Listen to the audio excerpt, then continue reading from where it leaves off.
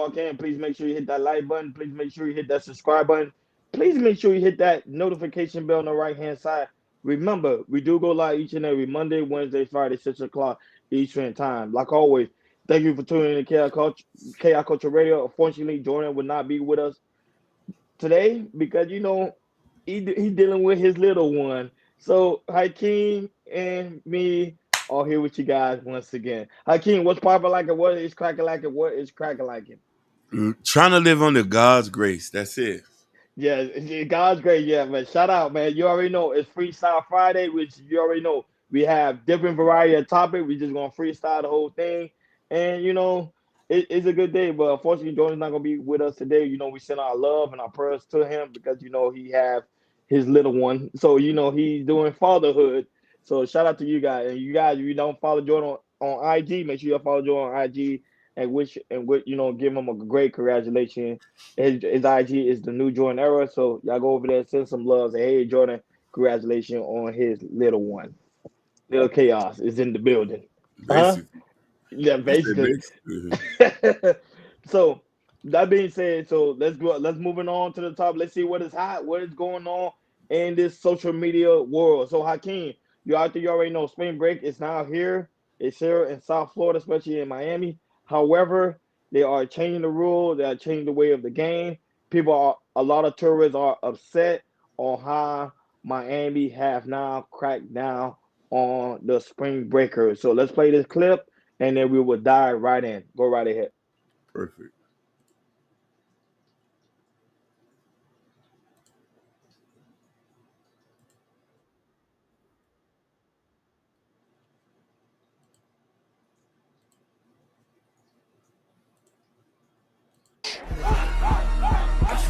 Often descending into total bedlam. From smashing cars to gunfire, prompting life-threatening stampedes. On Ocean Drive, Mango's nightclub owner David Wallach has seen it firsthand. Last year, I was in 16 stampedes. That's hundreds and hundreds of people running in panic. With crowds already beginning to swell this weekend, Miami Beach's newly minted police chief says this is the year the cycle stops. We want to change in how spring break occurs here in Miami Beach. There's consequences to your actions. If you come here, you break the law, we're likely going to arrest you. Last year alone, there were 573 arrests and more than 100 firearms impounded. A new guard in Miami Beach, including the police chief and mayor and city commission, have joined forces to preemptively put more enforcement in place. We've had fatalities on our streets, so I believe our city has a moral obligation to protect every person that comes in our city. That includes activating every member of the police department for spring break, plus help from 16 other agencies, and implementing 3 security stops by the beach to check for illegal items like guns. Last year in this intersection, in the middle of Ocean Drive, gunfire broke out and somebody died. Members of the community and business owners that we've spoken with said they are sick of this and they want it to stop. A major tool in the fight is new drone technology from manufacturer Skydio. We're not utilizing the technology to intimidate people, but to assist us in our investigations. The department showing us how it works on a normal beach day. What is the sergeant doing? He's currently about 257 feet up in the air, and he's monitoring us right now. If there's an incident on the beach or on Ocean Drive, we're fully prepared to collect information from our device. The drone's thermal video can aid that tracking for fights or people in distress when light is challenging.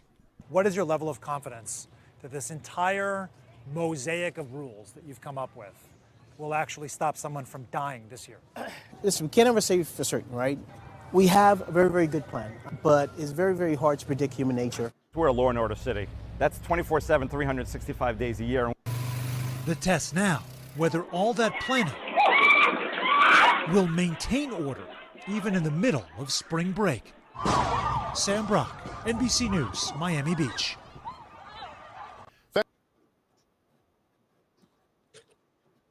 Go right ahead, Hakeem. Your take on it.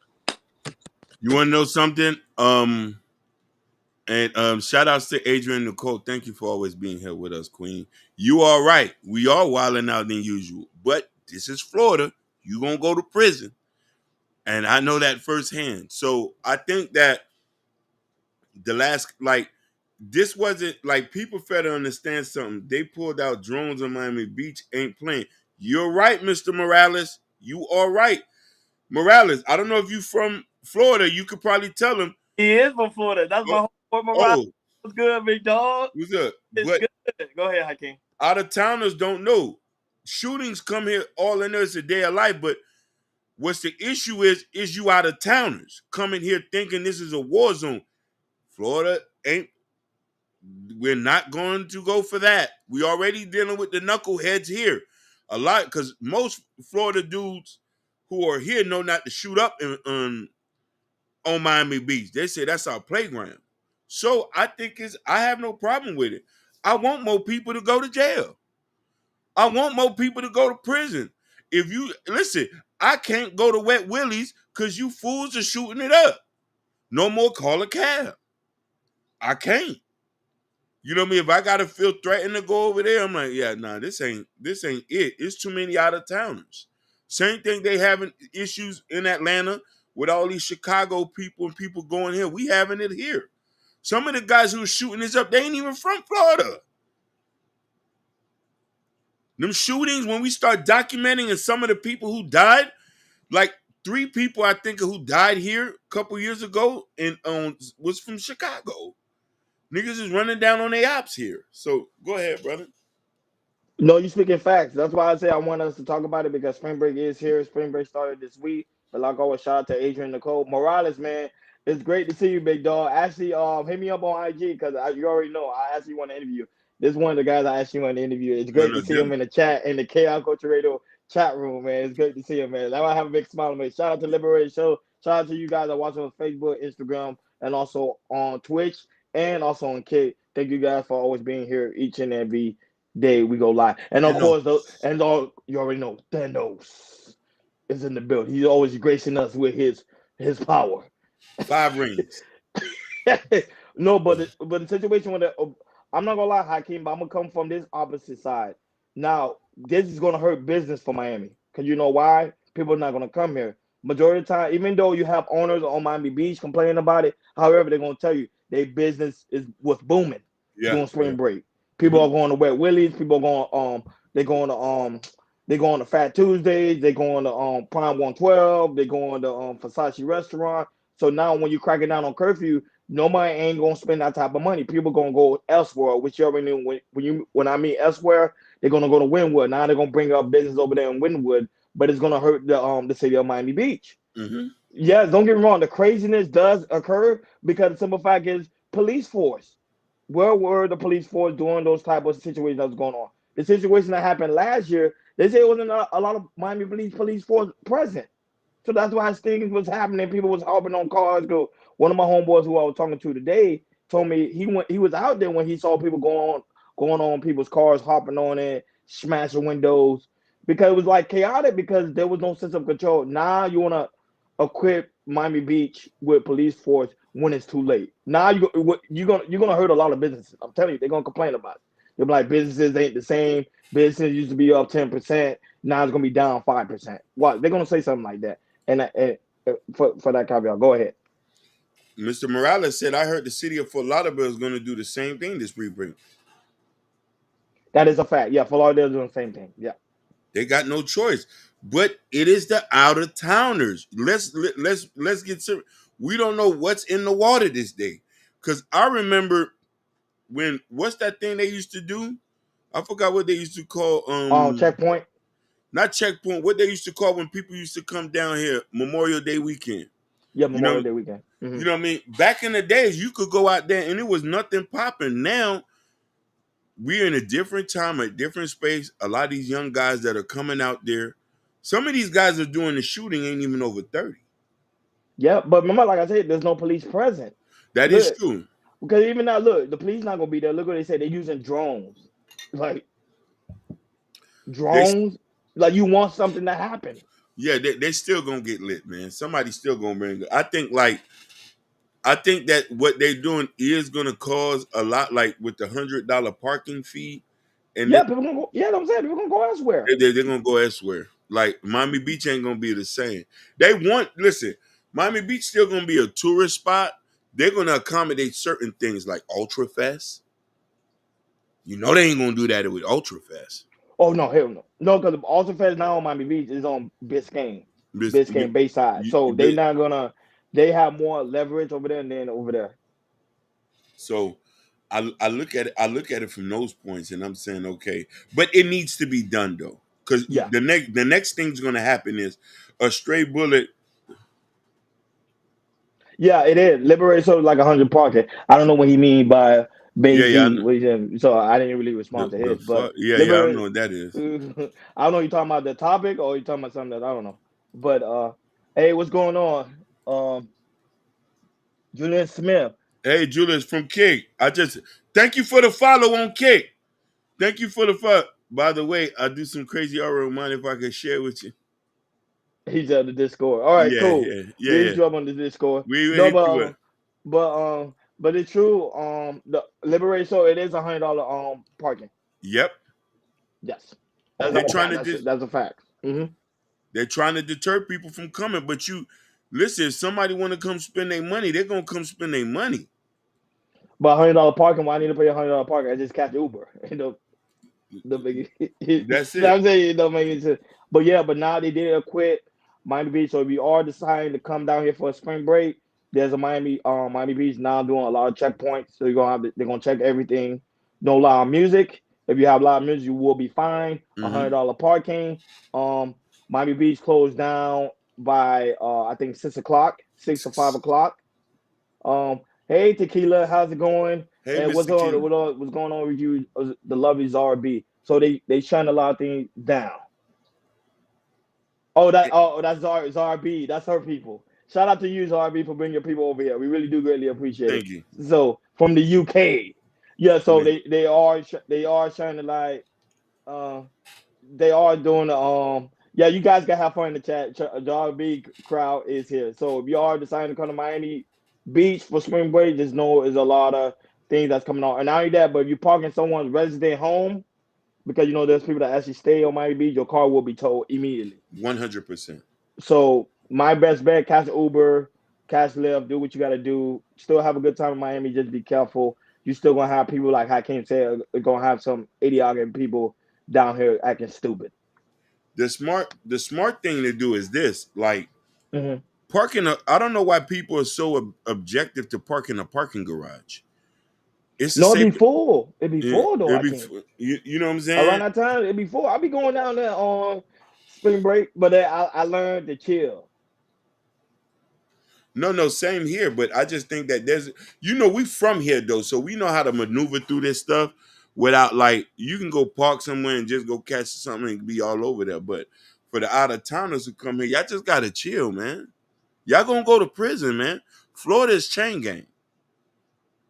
They like if you shooting up somewhere, they take that stuff seriously here. Like if you do it in the hood or something like that, that's something different. They're gonna have to catch some time to find you, but not in those nice areas. Every person I know who shot a pistol up in beaches, they shot a pistol in any one of these nice areas, they still in prison to this day.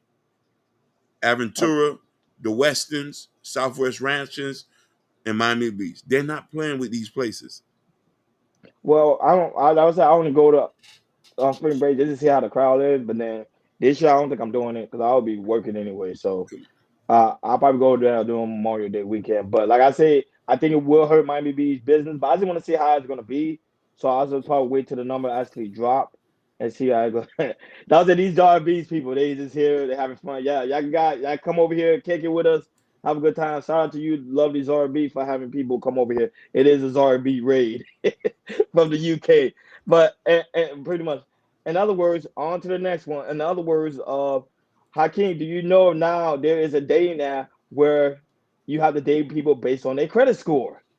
I just I remember you were saying that, and it actually came to tuition. So shout out to Dave Ramsey for actually doing a story or a report on this, and I actually wanted to talk about it. So there's a new day now called Scores, where you have to have a certain level of credit score so they can match you with singles with the same level of your credit score. So let's play this clip, And Hakeem gonna dive in because this was actually funny for you. Go ahead. For love, but tired of financial surprises, there's an app for that. All right, Fox 5's Jessica Formoso has more on the dating app that factors in your credit score when trying to find someone you're compatible with. It's an app that helps you find love, but it also looks at your finances. Finding your soulmate and your credit score? The latest dating app score by the Neon Money Club is keeping tabs on your credit score. In order to join, you have to have a credit score of 675 or higher. There's like this big wall of anxiety when you talk about finances. And that's true. In most relationships, money is always a topic that no one wants to discuss, especially early on. We really want to bring awareness around the importance of financial wellness. And we know to do that, like we can't preach from people from on high. We need to go to where their attention is. And we want to embed financial wellness into your everyday lifestyle. It seems like love and money go hand in hand, or at least this couple thinks so. I think, love is important, but someone's got to pay these bills. Love is definitely the most important, but there are these other factors that play into a successful relationship. So unless you can work through those things, then it may or may not work. Lori Zaslow is a relationship expert and co-founder of Project Soulmate. She says she understands the concept behind the app, but says it's not all about a number.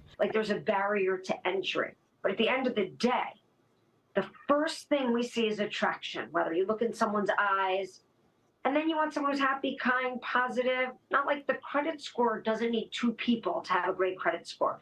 Yes, I do think if two people care about their finances, then that's, a very promising, important thing. Or the way they use their finances is important, because that matters probably even more. And for some, love is all they need.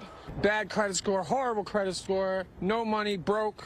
But if you love them, I think it's all good. Now it's up to you if you want to try out SCORE. If you happen to be denied, you will receive resources to help improve your credit score and score some points when it comes to love. I'm Jessica Formoso, Fox 5 News. You see that, Hakeem? Pretty much you said it. That was it. Go ahead, Hakeem. Dive in, baby. Listen, shout outs to Morales, because I was just going to get into this. Wow, a lot of people with bad credit score will be singled out. Yes. Funny enough, me and Ronnie was talking about this years ago. That's what I'm saying. That was crazy. Years ago. I say it's on one of these episodes where I was like, hey, we're gonna start dating based on credit scores. But now this only gonna make sure that a lot of people don't get married. 85% of people who get married don't got good credit. Both people together don't got good credit scores. So, this just puts a divide where this gonna feel this. Now, I'm gonna say something now. I know a lot of people might not like it. The most people who got bad credit scores are women. Oh, I can't try to get us bad. What are you trying to do, man? What's up with that? Let's talk about it. A lot of us ain't in college like that. We buy stuff on the regular. And let's be real about it. Most girls got student loan debt. They doing this. I'm just saying what the facts is. If we start to add up who got the best credit, I'm just saying. So is that going to mean that a lot of women are going to be singled out for marriage? That's crazy. That's crazy. I know you mentioned it years ago. I never thought it would actually come into fruition. Here's what the issue is now. There's something new that's going on. It's been there, but now it's getting worse. A man's worth is going to be tied into what he can provide. That's the worst thing you can ever do. Because we all provide different things in different relationships. Some people don't need money. There's not a lot of nice people with money. You can get somebody who's financially free or financially intelligent, but wants to smash different holes. Facts.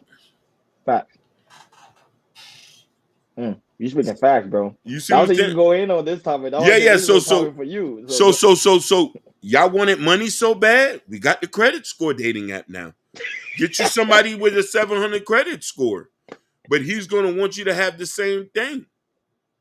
You know what I'm trying to say? So now your genitalia's got to be 700 credit score. Is that P 700?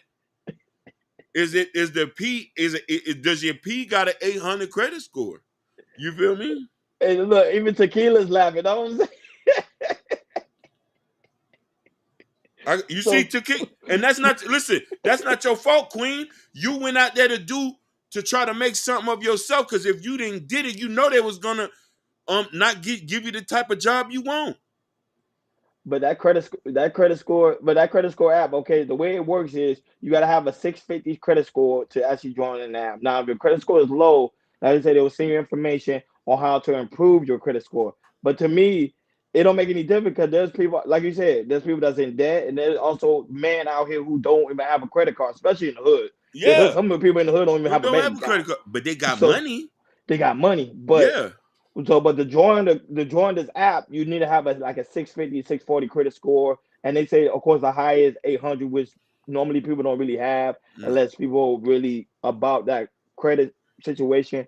So Hakeem, you have a great credit score. You already know. You already told me in the back your credit score. So they will match you based on your credit score. They will match you someone with the same credit score as you. Yeah.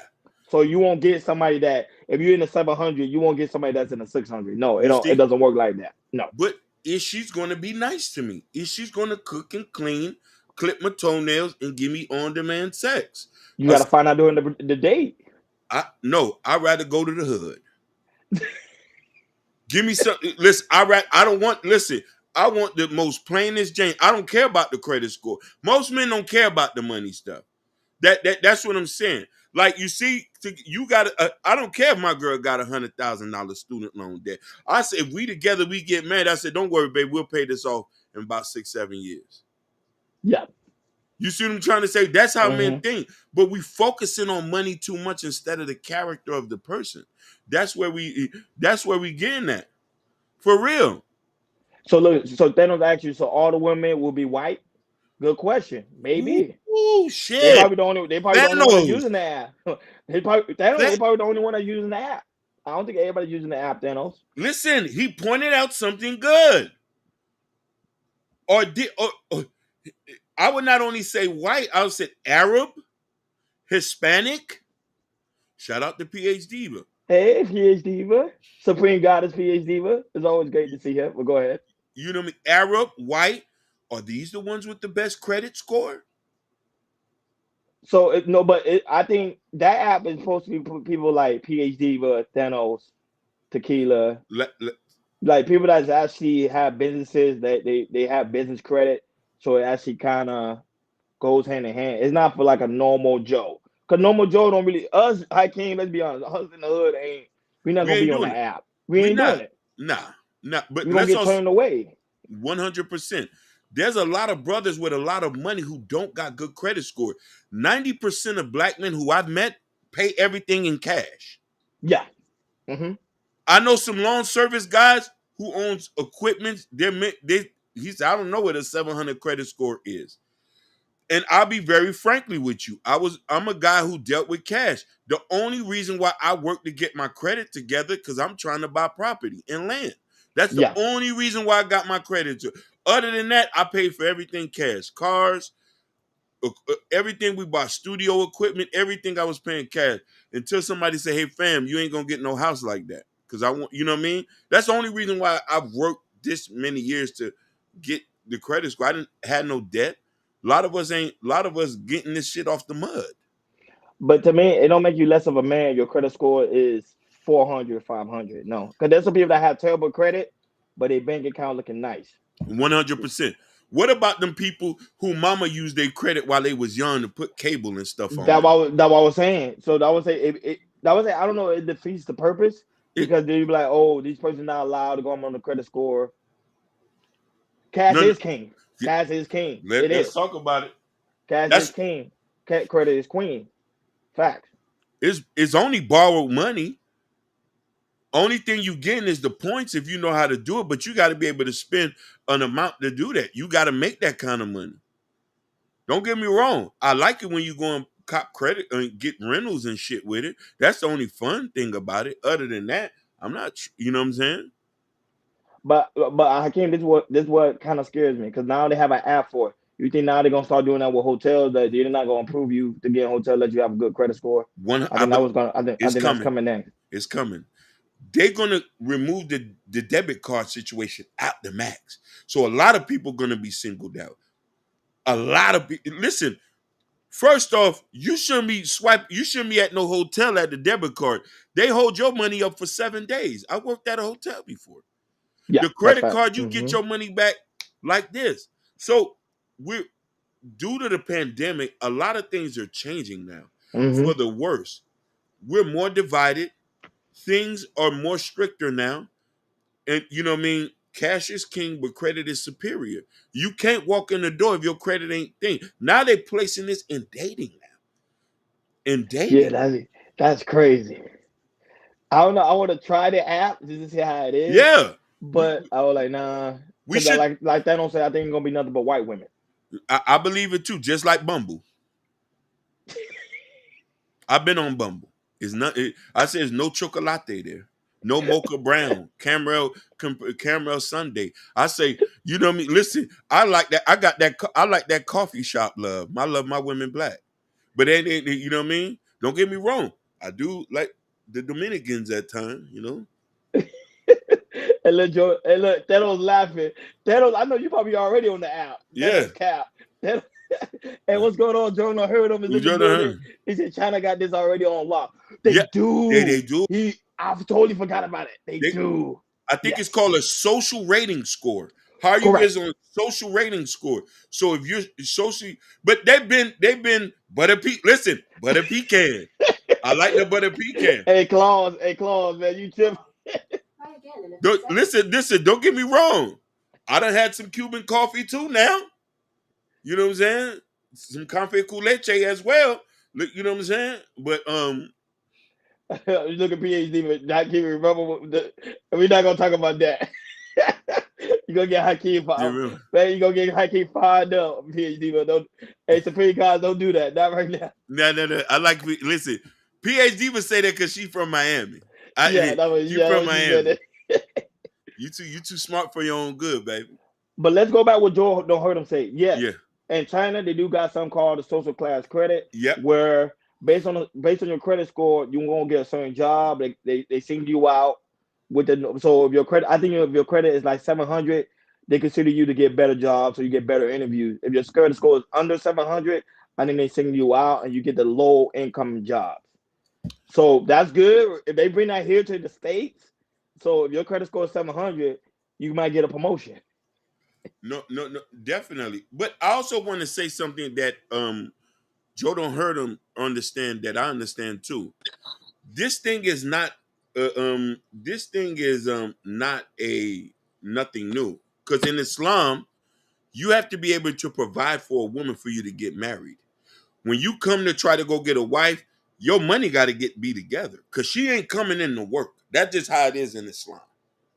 Unless circumstances come and y'all both got to work, but you got to pay the bills. So the concept is not there, but I say in America is a little bit different because money is different here. Some people are not financially inclined in that, but that shouldn't be a way to single out a person for love.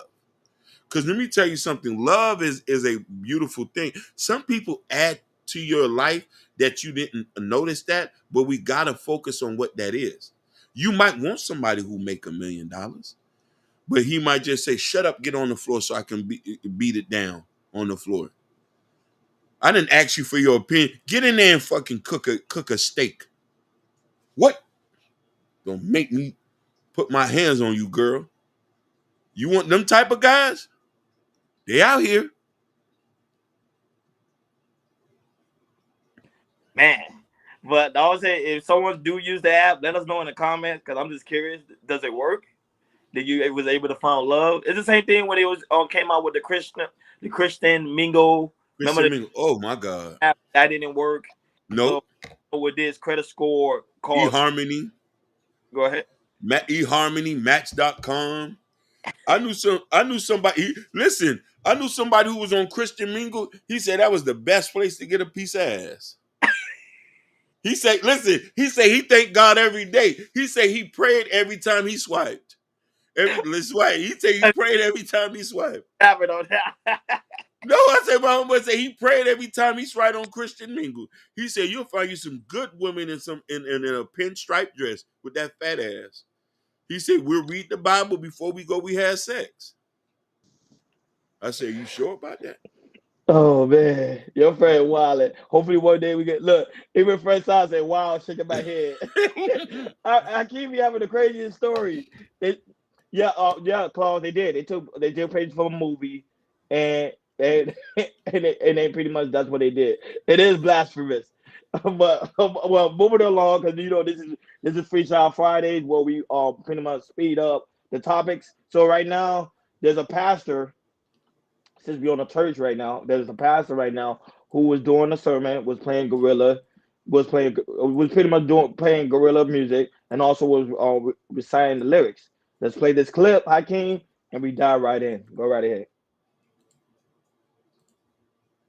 I love good gospel music. I love good gospel music. And there's this new gospel artist. Some of you might know her, some of you don't. But her name is Gloria Hallelujah Woods. Yes, she's from Memphis. Her name is Gloria Hallelujah Woods. Some of you might know her as Glorilla. Yes, Glorilla. Yes, Glorilla has a song called Tomorrow. And she makes this statement that blesses me.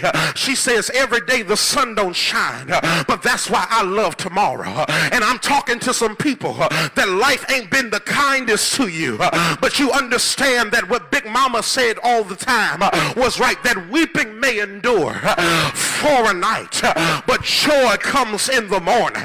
That every day is not good, but as long as I can make it to tomorrow, something can turn around. Come on, look at your neighbor, say, yeah, Glow. I understand this is not the season for me to just stay by the side of. This is why I love good gospel music. I love good gospel. That is it. So, Hakeem, your take. Now, this is why we don't go to church anymore either. I'm not listening to no gorilla. I actually read my Bible. I actually read my Bible and I read my Quran. I know these people are playing games. You know what I mean? These guys are here talking and playing games with us, and this is why I ask, like, find God within yourself. These guys are all jokers. You know what I mean? Nobody playing gorilla like, because I'm FN free. That's what you playing? Come on. Hey, DJ, that brother going hard. That brother is going hard. Mm-hmm. That brother is going out at all. PhD to say this. He said, "Hey, Pastor, to make the sound after every sentence." I do that too. That is annoying. I'd be like, I don't know if they do that on purpose or they just really having a hard time breathing. But that being said, based on what this pastor is doing now, keeping in mind, majority of people that do go to churches today are women. So I think he's trying to relate to the women crowd and say, hey, he knows that people in his audience is pretty much are listening to Gorilla. Because how would you know that's what they're listening to unless you know that's what they actually is listening to. Now, Fresh Sounds, he used lyrics as an analogy, which I do agree with you. Yes, he is, but at the same time, a lot of people are defensive, pretty much offended by it because a lot of people find secular music to be the devil. Some Christian, not all, so they don't listen to those type of lyrics. So why are you bringing it into the church? Go ahead, Hakeem. 100%, I agree with you. You have Tamila Mann, you have Marvin Schaap. You have CeCe Winans, Mary. There's a lot of reference. You come listen. Here Comes the King is one of my favorite songs. When I get in the Holy Spirit when I get to listen to that. You know what I mean? Listen. I'm a Mary's fan by True and True. I listen to Michelle from Destiny's Child. She has a gospel album. There's so many examples. We do not have to use this person where a lot of her music is very worldly. You know what I'm trying to say? And don't get it twisted now. I listen to some drill music a lot. But I'm just saying that when I go pray, I put on Tamila Mann. But as a sermon, I'm not going to be using this as a reference. I just think that we need to stop. You see, thank you, Tequila. We need to stop blurring the lines. with stuff like this. And I think that pastors are trying to connect with a new audience, thinking they can use these people who music does not represent them, nor follow the text, the scriptures, or what it says in the Bible. That's facts. That was it. That was it. It depends on what church people actually go to. Now, some people they go. Some people actually go to the traditional church where they don't talk about music. They just focus straight on the gospel, which is the Bible. And there's other churches that use an analogy from hip hop music or from singers to use it to convey a message. So to me, the word of God is the word of God. To me, you can't go against it. So whatever they want to use, they want to use, and at the end of the day, they will be held accountable. So whatever they teach the members, so that's on them. But he did get that pastor did get a lot of backlash, like I said, from a lot of church folk because they were like, why are you doing it? You're not supposed to be doing that. Like you said, there's other artists out here who you could use as a better analogy instead of Gorilla. Because remember, Gorilla considered to be a city girl, right? If I'm not mistaken. Yeah, like a thug city girl. Like she with a he said that because they were Fresh Sound said that the lyrics he's quite actually does relate to the passage of Paul. He said, I get where you're coming from, but I do think that traditional churches are not going to use this as an example. And I'm just saying, like, as us as black folks, we make things as long as we go away. And I think that it doesn't come. Listen, I've been to a Catholic church. I've been to a Catholic church. Let's not get it. We all went to Corpus Christi here. Yes, correct. We all went to Corpus Christi. Facts. We all did our communions. We all was born Catholics. They're not playing that kind of music in there, and the pastor there's not referencing that. And I'm just saying, and we're just trying to be objective about it. You know what I mean? Especially when you go to certain other communities, and even in the Hispanic culture, not to play with De Jesus. You know not to bring none of your music and their culture mixed in with De Jesus, unless you're strictly talking about God. They're not playing with that stuff. That is a fact. Yeah. Yeah. They're not playing with that stuff. They're not playing with Santeria. They're not trying to mix none of that. Even the person who practiced Santeria in the church, she know not to bring that at church. Fact. They know not to even play like that. And I'm just saying, for us, we feel like we can merge everything together, even though, yes, she has a passage here or this is that. When we know if it's not the straight and narrow, who are we to talk?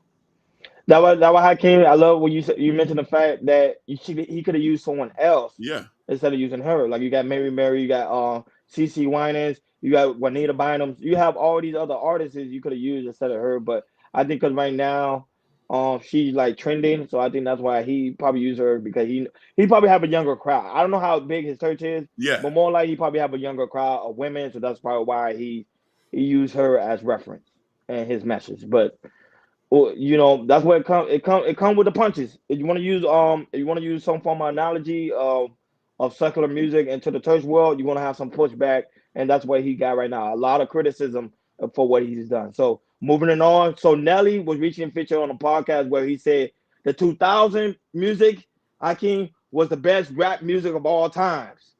Do you agree with him or do you disagree with him? We got some hip hop heads from the 2000s here in the building. So let's play that clip and let's dive in. Man, this is gonna be a hard conversation. Our songs, I had to go against DMX, Eminem, Jay-Z, Eminem, Lil Wayne, 50 Cent, Luda. All of us are fighting for one spot. So from 99 to like 2008, 10, it's the hardest era ever to get records. Pimp Juice and us. When I put out songs, I had to go against DMX, Eminem. Let's dive in, Hakeem. Your thoughts? I'm even scared to say it. I'm kind of a 80s baby in the 2000s. I'm gonna have to give it to him. The 2000s was the best era. Then the 90s? Then the 90s. I'm sorry. Hey, Black Beauty. No, I disagree with you. But go ahead. I'm gonna let you do your take. And So how you doing there, Black Beauty? And Tequila. Tequila got a point here. This is where I was going to go into. Ooh, okay, Nidus. Okay, Nidus. I want to hear this. That was it. We got a lot of people that disagree. That was We got to. Here's the thing. Now, hip-hop. Go ahead. 95, 96, 97. Don't get me wrong. He said hip hop. They're not talking about R&B. He didn't mention R&B because that's a different conversation. Because we know the 90s had a lot of R&B, but there was certain acts that was getting it in. There's certain CDs I remember. I was a Wu-Tang fan. I listened to Mobb Deep. I listened to Biggie. This was 96, 97. But when it came to the 2000s, if you wanted the party, the 2000 was the party. It was too many records you could have jammed to. There was not a lot of records in the 90s you could jam to. We had a lot of iconic records. We had a lot of records that you was walking to school with when you were still holding cassette tapes. But when we talking about party in the club, Country Grammar, he was DMX, Here Come the Boom. Shorty, How's It Going Down? Like, it's too many records to name. Busta Rhymes had a couple records that Shorty, you want to give it to me? You know what you want. I know what you want. When we talking about record, like y'all, a lot of y'all wasn't listening to Mobb Deep. That was the 90s, baby. That is, hold on. Wait, I'm gonna do mine soon. Because he mentioned days, I was actually gonna mention 90s. Oh, wait, Tequila agree with you, Hakeem, though. Listen, because she probably was at the, like me, I was at the club. I was going to Chris Styles. I was popping bottles. And if you was popping bottles, you knew what songs was popping there. Don't get me wrong. The R&B died. When we talking about hip hop, Nelly ruled some of this stuff. There was a lot of records. Get Up. I can go. Let's not forget them boys from Atlanta too. You know what I mean? Little John and them. We like, come on, man. It was too many records to name. Okay, and now here's mine. So I'm going with the 90s. I'm going with the 90s because now here, 90s already say the name already. You got the Wu-Tang, you got the Snoop, you got the Tupac, you got the Biggie, you got the LL Cool J's, right? And now that remember, you got to keep in mind with the Tupac and the Biggie beef, that brought a different style of music because people at that time didn't even know about beef until they came along. So there you go. You had two people that's coming along fighting. You have the Jay-Z, who is pretty much one of the legends when it comes to the hip hop game. You got GameStop. Yo, 90s is pretty much giving out all the names. Hakeem, you got people that look up to these people in the 2000s will always go back to the 90s and say how the 90s music will always be the 10-time classic. Now, if I'm not mistaken, I think Nelly came out in the latest in the 90s before he headed into the 2000s. So he actually is a 90s boy. Mm-hmm. Maybe like late 90s. Oh, you say, yeah, Nelly came out in the middle of the 90s. Yeah. Going to the 2000s. So for him to say the 2000s, it seemed kind of off.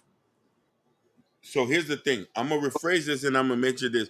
Because a lot of y'all, because Morales say Tribe Called Quest. I was a Tribe Called Quest fan. Midnight Marauders.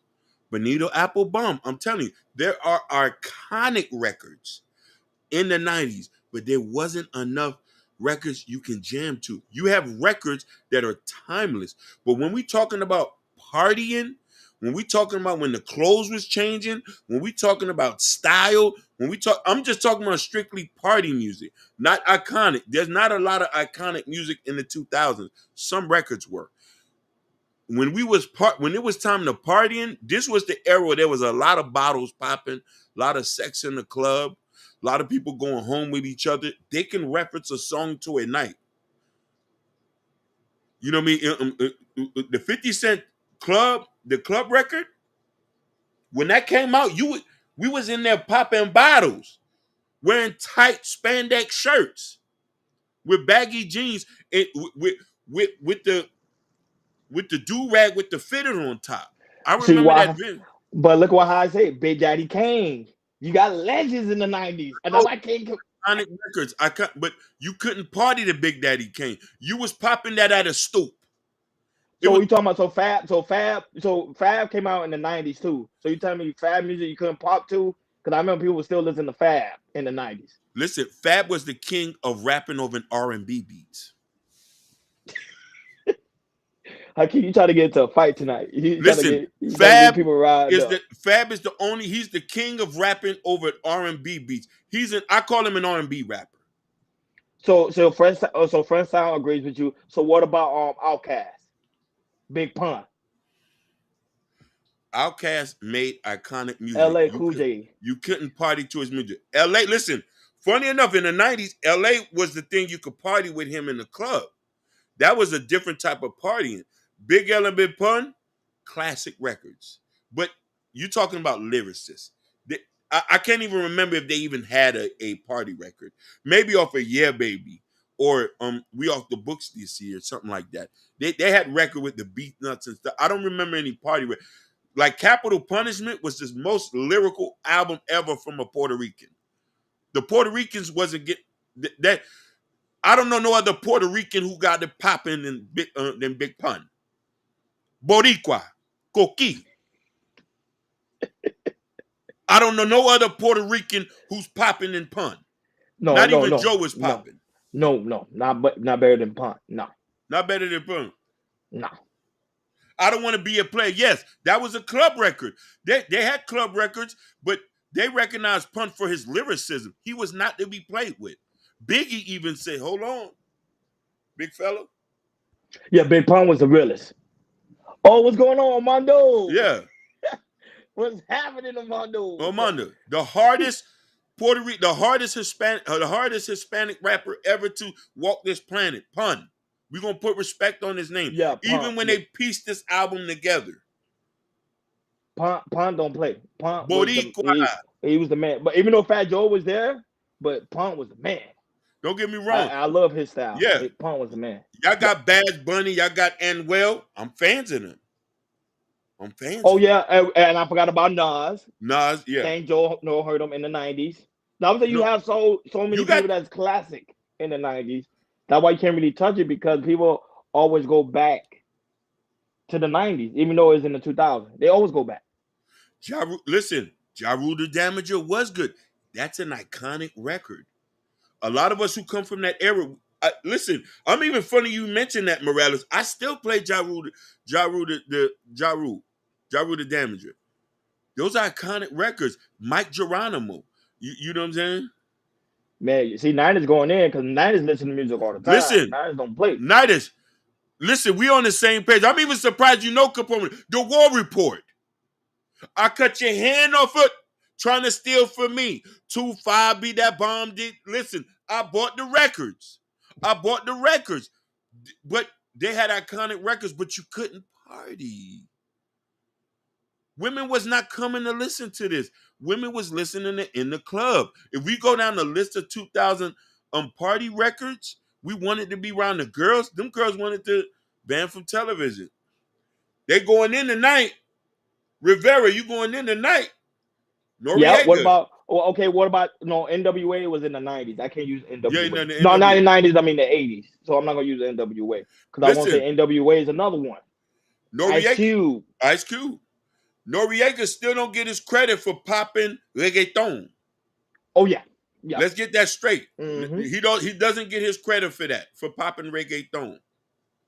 You know what I'm trying to say? You had P. Diddy. Yeah, Even though they won't consider him as an artist, but he was still dropping music. Now, funny enough you say that. Biggie probably was the only one at the 90s who produced the more party records. Yeah. Who produced the more party records. You know what I mean? Yeah, I did. I say Ice Cube. Ice Cube. Legend. He had one of the hardest albums. You see, Tequila's right. Women like to party. When men wanted to pop bottles and get money, a lot of women was not into the lyrical stuff. Listen, the 90s era was broken off into sections. Most women at that era was listening to R&B music. That other stuff was for antique people like us. We like lyrics, we like to think and stuff like that, but most women wasn't getting into all of that. When the 2000s came and the records was playing and the women loved that. Listen, one record I knew women used to love was Tamia and Fabulous. I'm So Into You. They used to play that record all the time. Bro, crazy, bro. They love that song. Yeah, look, Dog Pound was in. They had some records too. It ain't no fun. And now that you have Chris Cross, I Yeah. missed the bus. But those are like that. I'm saying it's so many. That was I don't know. But if you talking about the dance and the party, I give you 2000. 2000. Most definitely. I can't go get you have what's his name? Oh, what's his name? You had Pitbull. You had all these other people that came out that bring out a different style. I get it. But you hear Haitian food tonight? That's good, PhD. But make sure you send me a plate. Stop playing. But go ahead. Save a plate. But so Hakeem, so you gonna base off party records? Party records. Based off overall. Overall, we know the 90s is the golden era. Okay. We know that. Listen, the most iconic records came from the 90s. If I Ruled the World, Hootie and the Blowfish. We just talking about rap, but there was iconic records that came out the 90s. Adam Levine and all these guys, they had records. I listen to music, you know what I mean? And there was even I listen to all kinds of music, you know what I mean? You know what I mean?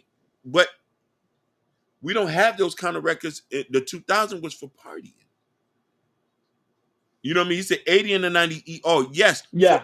Iconic records. Anita Baker, Whitney Houston. We can go down the list. Keith Sweat. Keith Sweat, NWA. You got. It's too many. It's too many. But what he was referencing, them guys was competing. They wanted to make people dance. In that era, you had to have a record that was popping in the club. No, now they say just rap. Okay. But party records 2000, hands down. I'm not gonna compete. Hands down, 2000. You go. Remember today, people still listen to the 2000 music for party. When I go to like clubs and stuff, they still play the 2000 music. But just rap, 90s. I'm with you. 90s all day. Jordan heard on Hakeem respond to you. He said, Hakeem, what in the 2000s is iconic, nothing just club record. That's it. Okay, I like that you said that, Joe Don't Hurt Him. 2000 didn't have iconic records. They had iconic club records. If I could remember, there's maybe, I think, roughly 10 songs. If I could remember out of that whole era, that Cash would be like, yeah, this is, I think DMX had one. I'm slipping, I'm falling, I can't get up. Yeah. That was a deep classic. One. That was a classic. I gotta go back and name. It was some people who had some records, but we'll have to go back and listen. Country Grammar. Country Grammar. Yeah. Iconic records. Iconic records. You know what I'm saying? Like matter of fact, just for the sake of argument, I just want to just to do a quick nobody listen to Wu-Tang in the cookout. That's fact. No. Nobody know. We know that. Nobody. No. Wu-Tang is something you listen to in your room or in your car. Nobody listens to that at the cookout. No. But they'll play Country Grammar. They'll play on Fab. One Got It in the Bag. You know. Armando Rivera, he said in the 90s, there was a golden era. 2000 brought the party era. Just like Hakeem said, pretty much. Go ahead, Hakeem. Yeah. So in the 2000, you had certain records that if we talking about iconic, we're not talking about party. But I'm sorry, but the party records we had Made You Look by Nas, The Takeover, Grinding, if you want to consider that. There was a Jay Dilla song. We also had Cash Money. Cash Money Records. Jay Electronica with Exhibit C that came out 2009.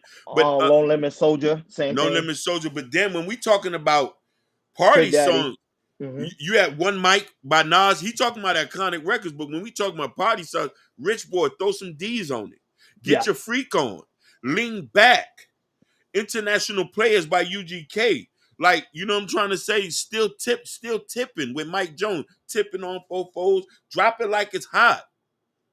Hate It or Love It by The Game. Southern Hospitality by Ludacris. Like, there was some records. He says, He says, you're not conforming to the world if you're aware of music today. Paul quoted philosophy. Yeah.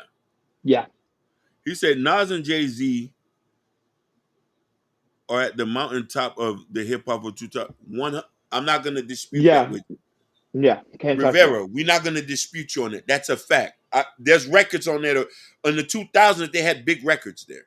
Yeah, real big like records. iconic records. They're the ones who, and that's why I say it was a couple people that I'm looking on this list. There was them. You know what I'm saying? Nighters, you are right. There's a lot of one-hit wonders. There's a lot of one-hit wonders in the 2000s. But, you know, mostly people wanted to party. A lot of us who are still old enough to remember, but the guys who was under us wanted to party out. Made You Look was one of my favorite records. One Mic 2 by Nas.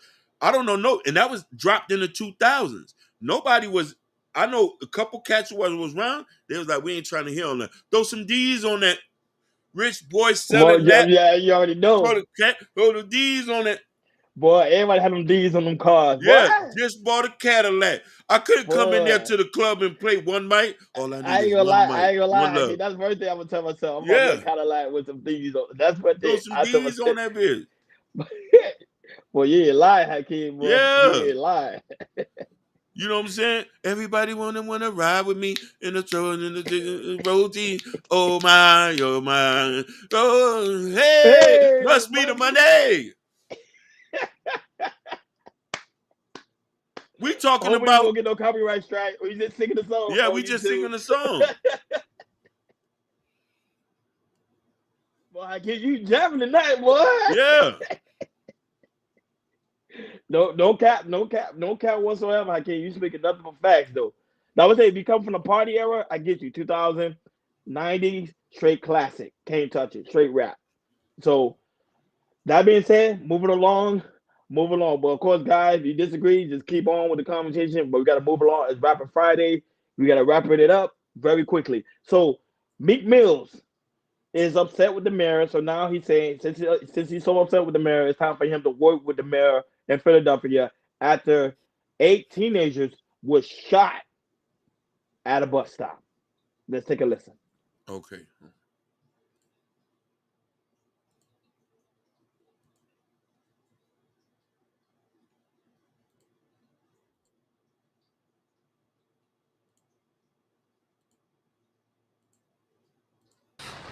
Is enough, that every law enforcement partner that we have here in the city of Philadelphia is actively engaged and working together to ensure that every resource that is needed is readily available so that the work can be done to solve the crimes. Now, this is what's extremely important to me as mayor of this city, that enough is enough. No, I think it was more to it on the other side, other slide. My bad. Of Philadelphia is actively engaged and working to. And that's pretty much it. Go ahead, Hakeem. Dive in. So, hold on. Fellas, everybody who's here, I'm old. PhD, I'm an old man. I remember coming to New York when Robert Giuliani was mayor and Stop and Frisk was there. Say what you want to say it. Some people got racially profiled. Some people got stopped, even white and black. But the city was safe. We're now in an epidemic across the United States where crime has run rampant.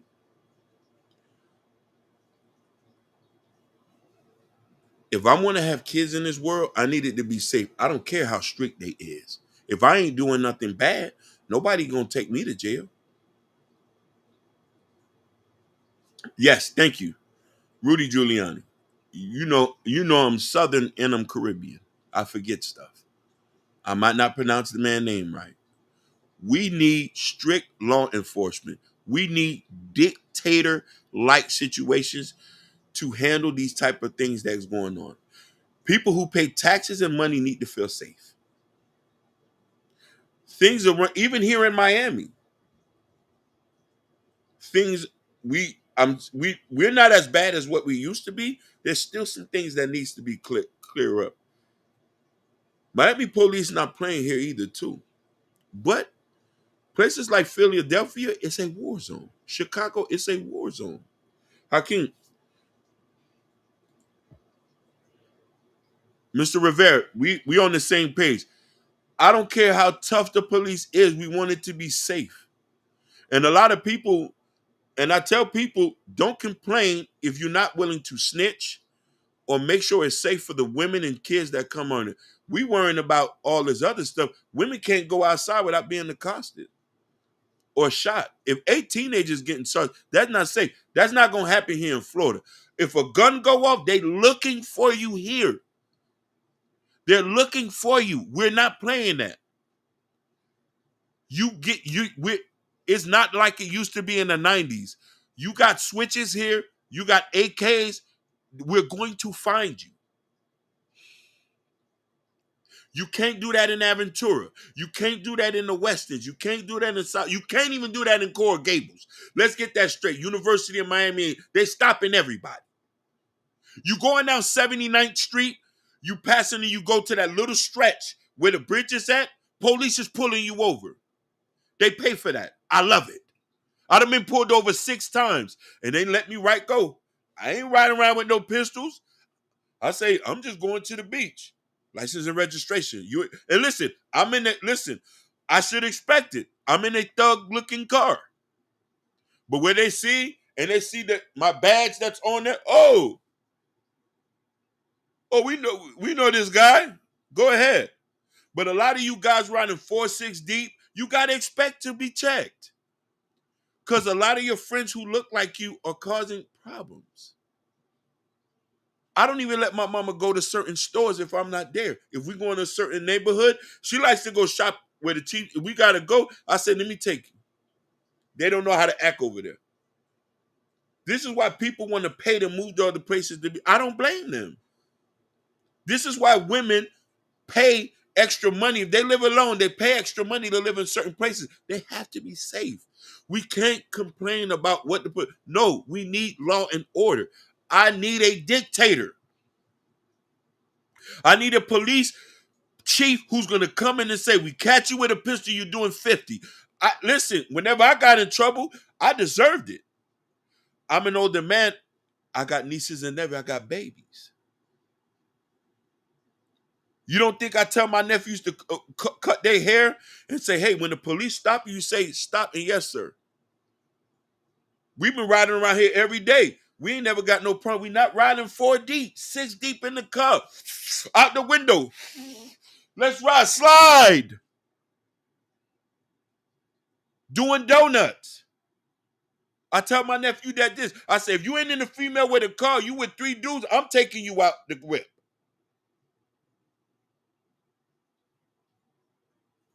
So let's start thinking about this. Philadelphia is just a microcosm of everything that's going on. California, Montgomery, Birmingham, Alabama, Houston, for God's sakes. New York City. Who wants to go there now? I used to love going there to get a Brooklyn slice pizza. I'm not going over there. It's not safe. Nor would I bring my family over there for. Go ahead, brother. Man, Kim, you in your bag, man. I'm gonna go in this. Yeah. I'm gonna go in this type of direction. This is actually Meek Mill's fault. Meek Mill's fault, and anybody that do music in Philadelphia. Them little kids are listening to your music. If you're talking about gang banging, fighting, and let's meet up, let's creep on, that stuff what happened. It's a fruition of what you're speaking out there, pretty much in the atmosphere. Now, a lot of people say music is not to blame. I say music is to blame because remember, that's what they're listening to. They're watching music videos. They listen to the lyrics. They listen to the music, and they see, okay, this person's beefing. They got quote-unquote ops. So how the best way to attack they ops? By smoking them. So that's what them little kids are doing now. They go on the bus stop, and they smoking each other. It's a prime example of the type of music they are listening to. Majority of the time, they listen to drill music. They listen to these hip-hop artists that's out today, and they pretty much manifesting whatever is pretty much being portrayed in these music videos. Now we already know majority of the time, because even Future said, he said sometimes we doing this, all this is an act. It's not real. We just doing it for show. However, it is real because the kids are taking it in and they're doing exactly what you're saying in the music. Go ahead, I can't dive in. Listen, you see how I'm looking? This how they walking around. Shouldn't I go to prison? Of course, yeah. You're looking for trouble. What you doing walking around looking like this? Like, yeah, that's crazy. I say, hey, what's wrong with Buddy? Why you got a mask on? It's daylight. Yeah, daylight time. Yeah, that's crazy. You know what I'm trying to say? They just caught a young dude the other day. He had the mask on with a sweater, and the guy say, hey, they say you got a pistol. Police up the pistol on him. I say, gun him down then. When they found he had a pistol on him. What you doing around here looking like this? You look like a robber. Or a ninja. So you're right. So listen, let's not be emotional. Your mama can get robbed. Yes. Your sister can get robbed. This and that. And I think in Rivera, we got to highlight this. What you put out in the world is what you get. It's a fact. It's a fact. Music are being consumed every day. Everybody in their car listen to music. Everybody. Every day. Every day. What else, Josh W? Yeah. What up, Josh W? Yeah. So when I think about this, I think about my mother. I think about other people's mothers. I think about other people's sisters. I think about other people's sons. And I try to tell these kids, everything is perception. Yes. The way Rivera just said, the way you present yourself is the way. If you are the image of things that people are doing bad things, police going to stop you. If you're in the type of cars that's going to do, they just make it bad for everybody. A lot of y'all want to drive Dodge Chargers and Scat Packs. A lot of y'all are doing shootouts and doing donuts. What you think they're going to do? If your car looked like the guy who did the donut in Miami Beach and then drove off, they're going to stop you. Shout out to you, lovely Sherry Bryan is in the building. Also, Bobby Bryan is in the building. No, but look, Sherry Bryan agrees with you. Yes, because it makes someone feel uncomfortable knowing someone have a ski mask. Yeah, and you in the bank. You like this, and they say they're racially profiling me. You got a ski mask on, fool. You wearing a hoodie. They just robbed a couple dudes looking like this. No, in the bank you can't do that. You come in there with a ski mask, bro. They're gonna ask you to leave. You can't Listen, and here's the thing. I had this for prop. My nephew could tell you when Kodak. This is why I go back to what you say. People, they presenting this stuff. These rappers presenting this stuff. They do, and this is how I know music was so powerful. And even me doing music, I had to rethink the type of music I was doing. Mm-hmm. When Kodak came out, he had the Sniper Gang ski mask. Yeah, he did. Listen, my nephew had bought 3 of them. Came here, shook us up in the house. I said, Lord Jesus, I said he gonna get shot. I took everything and I burnt them.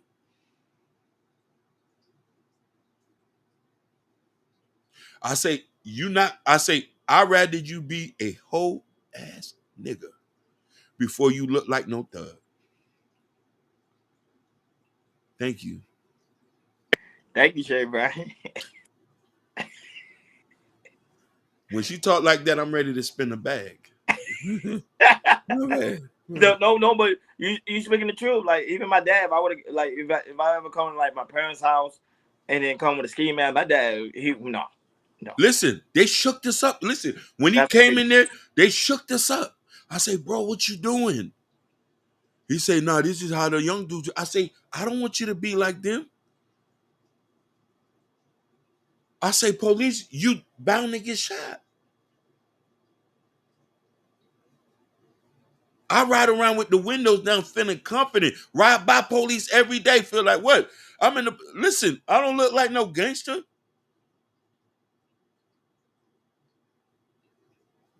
Perception is everything. Perception is everything. The way you present yourself is everything. And this is why when you get older, and this is why a lot of these young guys will get it when they get older. So the thing is, I feel bad for this, but I want to live in a safe city. I'm going to pay to stay in a nice neighborhood away from the crime. When you raising kids, and this is another thing a lot of people don't understand. When you raising kids, you have a different perception. You want your kids to feel safe. We don't care about culture then. Culture don't mean nothing when it's the safety of family and kids. Oh, I want to go live in a black area to feel more cultural. No, if it's not safe there, why live there?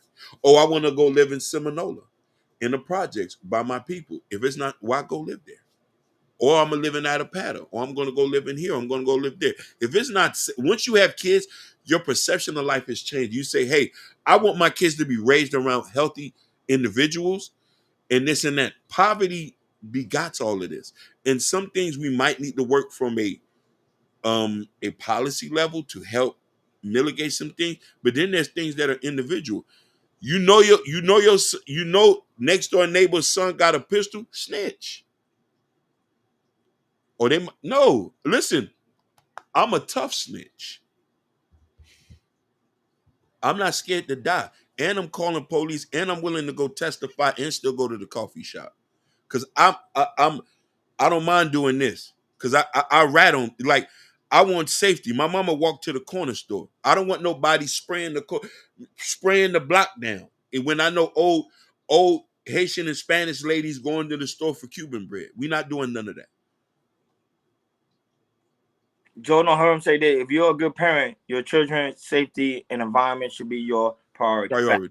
So what you think, Jordan Hunter, you say this to the point. What you and listen, we can preface this, and we can preface Jordan Hunter. We can preface this. I want to use Boston as an example. When safety is a thing and people get money in Boston, they do typical things. Dorchester, Roxbury, Mattapan, Columbia Point, these are areas that are dangerous. Geneva, Bowdoin Street, Interville, Castlegate. I know what I'm talking about. I've been to these places. And Blue Hill Avenue. That's where certain going by American Legion, going down to by Grove Hall and stuff, and then there's a certain part where the prostitutes walk at. Why would you want to put your kids in those type of situations? A lot of these people, when they get money, they move to Milton. They move to Methuen. They move to these places, Woburn, Stoneham. You know what I mean? To have friends that are doing something. It's the same thing here. If I get a little money and I start having kids, hell yeah, I'm moving to Aventura or Coral Gables, where they're gonna go to a school where Mikey ain't around here. Boy, I got the blick on me. Y'all want to see? We didn't have no choice. Me and him, we didn't have no choice. I went to a school. First time I seen a gun was in school. My homeboy say, hey, I got a 22. Let me show you how to cock it back. That was in school. That was in school. That was in school. I learned that. I can't blame my parents for that. They did the best that they can, but as me having the education now, I'm going to do better.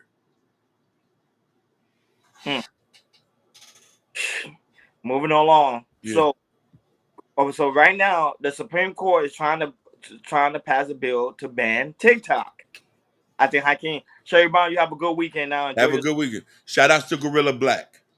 Yeah. So right now, TikTok, Supreme Court, not Supreme Court, sorry. They're trying to, the House is trying to pass a bill to ban TikTok. Now, a lot of people right now do have TikTok. Hakeem, you have TikTok. There's other people that have TikTok that's also that subscribe to us on that channel. So let's what you guys feel about this. So Hakeem, let's play this clip and then we'll dive right in.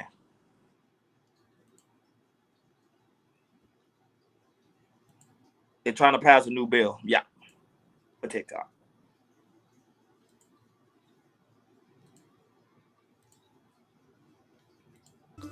Taking a look at what's trending this morning, today the U.S. House Energy and Commerce Committee is reviewing a new bill that requires TikTok to separate itself from its Chinese-based owner, ByteDance. It would also give the president the power to ban the app in the U.S.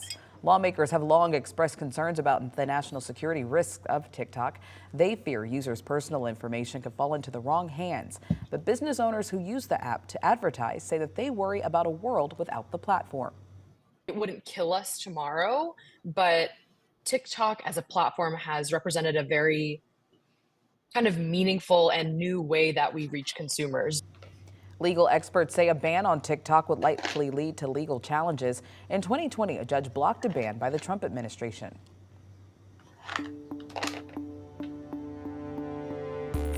Now, there is more to this story. A similar bill was passed in Montana last year that would have banned the use of TikTok across the state.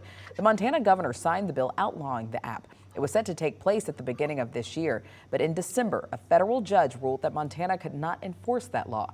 That judge said the ban oversteps state power and infringes on the constitutional right of users and businesses. Tech experts also say app stores don't currently have the ability to block downloads on a state-by-state basis. There you have it. So, Hakeem, your thoughts of them trying to ban TikTok once again? It's ironic that they talk about this when Facebook just had a situation. They were selling all our information. What's the difference? Google, Facebook, Instagram, they got all our information. They sell it, resell it. That's where you think them phone calls from the Indians come from? No disrespect. Where you think they come? Listen, I have an unknown number that I use to number that I try to, and they get that number. Where did they get it from? All these apps selling your information. I do think it's going to be detrimental if they remove TikTok, because TikTok is the only platform I know organically. You don't have to do no wild stuff like you do on Instagram, because on Instagram, you're not going to get no reach if you don't pay for no ads. Same thing with Facebook. Mark Zuckerberg won all his coins. So before he got it, it was a fun place where you could reach a lot of people. You got to pay for ads if you want reach. TikTok is the only place where I know they make pure millionaires. And if you have products, if you want to sell stuff and you want to do that, I've seen growth on there, and it's helped to do this. So I don't see no difference. Yeah, I don't think TikTok is a bad idea anyway, because a lot of people, especially at my job, they actually use TikTok to promote like certain products. So they'll use TikTok, and people will like whatever trending at that week, they will actually tell us like, "Oh, make sure you have the product on hand," because that's what trending on. Pretty much that's what trending on TikTok. So like some people, people have a cooking network on TikTok. People, they have dating advice. People give out stocks, trade, you name it. Even for people that gamble, some gambling advice. So TikTok is a great use of tools, just like YouTube is, just like Facebook, same thing. But the only issue was they were saying, because the simple fact was the information was going to China. But then, Hakeem, you brought up a great point, which is also a well-known fact that Mark Zuckerberg and also Google was selling our data too. So what's the difference? It makes no point to try to ban it when everybody else was doing the same thing. So that's the case. If you're trying to ban TikTok, you might as well ban Instagram, YouTube, and Facebook. Basically. Ban them all, because they selling our information anyway. So people, you can live without TikTok, yes, and people move on to something else. Yeah. However, you still got to give the people the right to choose. One thing about the United States that makes us better than any other country in the world, we have the right to choose whatever we want. Our government doesn't have control over TikTok. That's the issue. That's the issue I have, because they don't have control of That's it. The control of time. They want the control of it, so they want to shut it down. They want to be able to shut it down. Since it's an outside source, they don't have that power. So that's why they're trying to create a new bill to get that power. Here's the crazy thing about this. Their main complaint, they're worrying about that, but they also was worrying about all the crazy stuff that happened on TikTok. I said they still do that on Instagram. They still doing live shootings on Instagram. Yeah, they are. Yes. Listen, live unaliving yourself still goes on Facebook. I don't know what people are crapping about. We're normalized to this. But that crazy, Hakeem, they would do that, and they won't even flag their channel. Me and you would do a topic about something, they'll try to flag our channel, which makes no sense. It makes no sense. But tell them I said good thank you. Thank you, Ken Dog. Yeah, good luck. Listen, the cesspool of degradation is still on Instagram and Facebook. People still do wild confessions on Facebook and live shootings on Instagram. I've seen it. Yeah, fact. You know what I'm trying to say? Remember, people have sex on Instagram. We saw basically it. Sexy red. Listen, so, you want to go watch porn? Go to X. Live porn is on Twitter now. Live porn. Right. I'm talking about straight deep. So I don't know what these people talking about. I say before we start poking over other people's backyard, check your own backyard. And it's the USA. I want to just mention that, and I'm going to leave it with this. USA is very narcissistic. The day somebody try us, We about bombing everybody. The day, come on, man. The day we get wind of something, these white boys here are ready to send missiles and start saying, hey, they crack. We still want Snowden. We still mad about Snowden. He's still in Russia. They still sitting around here trying to think of getting Snowden. We do. They want their get back. So I'm not worried about information being stolen. I was saying, I love the U.S. The U.S. is they savages, bro. They want power, and they're gonna do whatever it takes to get that power. That's even. Hey, look, Miss D is in the building. Marcy D. Marcy D. The dramatic duos. The dramatic duo. Where's one more? Jordan's not here. One more. Jordan not here. He's with the young one. You know what I mean? A new chaos baby's in the family. I'm ready to have some. If anybody ready, holla at me. We need to have some more. Well, since we're on the topic of baby, Jordan sent us this topic. He said, make sure we talk about it. So Drea Michelle announced her pregnancy is 28 weeks, 7 months. Hakeem, we're gonna show the picture. Of course, there's no clip, but we'll show the picture. And Mimi's in the building. Whoa. Listen, yeah. Pretty brown, driving me wild. Shout out to Mimi. Shout out to Mimi. Pretty brown, yeah, it's three of us. Wild. So let's talk about Drea real quick, because Jordan wants to talk about, because he have his baby fever. So I want to make sure we talk about that. Listen, since Jordan have a baby, I've been thinking about it's time for me to drop a couple. I don't want. That's another topic for another day. They be clipping. They be clipping. So Drea Drea's about to have a baby. She's 28 weeks. She's 28 weeks, 7 months pregnant. And I want to show the image though. There's no video, but there's an image I want to show. And one thing about this image, which is very alarming. Go back, keep going. I think that's the father. I believe so. So look, there's the image, and in the image you can see that there is no man. There's no man there. So go ahead, Hakeem. Your thoughts. Before that, I want people. Shout outs to Mimi Belmont. I want people to look at this. She's 39. She's 22. She has a son that's 21.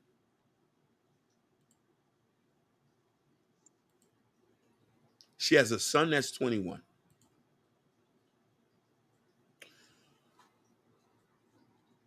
As a seasoned man, you see I got my shirt buttoned up to here. So you can tell I'm an old man. And I wear dad hats. Let me put on one before I go in. I look green right now. I look green as hell.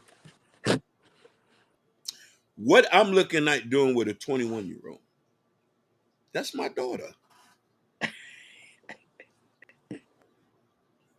That's my daughter. Really? I'm 40-something. What I'm doing with a 21-year-old? What a 39-year-old woman having a baby from a 21-year-old. Now, mind you, I'm not hating. I know some people like the young, thick, and sexy. I like them seasoned. Black pepper, lemon pepper. I like my woman seasoned and fine like wine. I do think there's a morality and a moral compass that we need to start talking. Age gap dating has always been a situation, and I know a lot of people might feel like men do it. Why we're criticizing women? Here's the thing about this. Drea wouldn't have talked to him because he's a 22 person with $100 million contract. An older woman dating a younger man, there's no benefit there because you expect to be taken care of. This is why young women get with older men to get the benefits of maturity. Finances is there. 9 out of 10 times he's going to die off quicker than you, so you're left with the resources and the legacy and the last name. Now, I'm not saying that things like this doesn't work, but it starts to look a little bit weird, and we start to blend the lines a little bit. And when you say, I only saw Joe on her own comment. He said, "How is Drea not considered a predator?" Drea. She is a predator, but she'll never get criticized about that. Because you want to know why? We criticizing things that women do is going to be flipped right back to us. We don't support that shit either, too.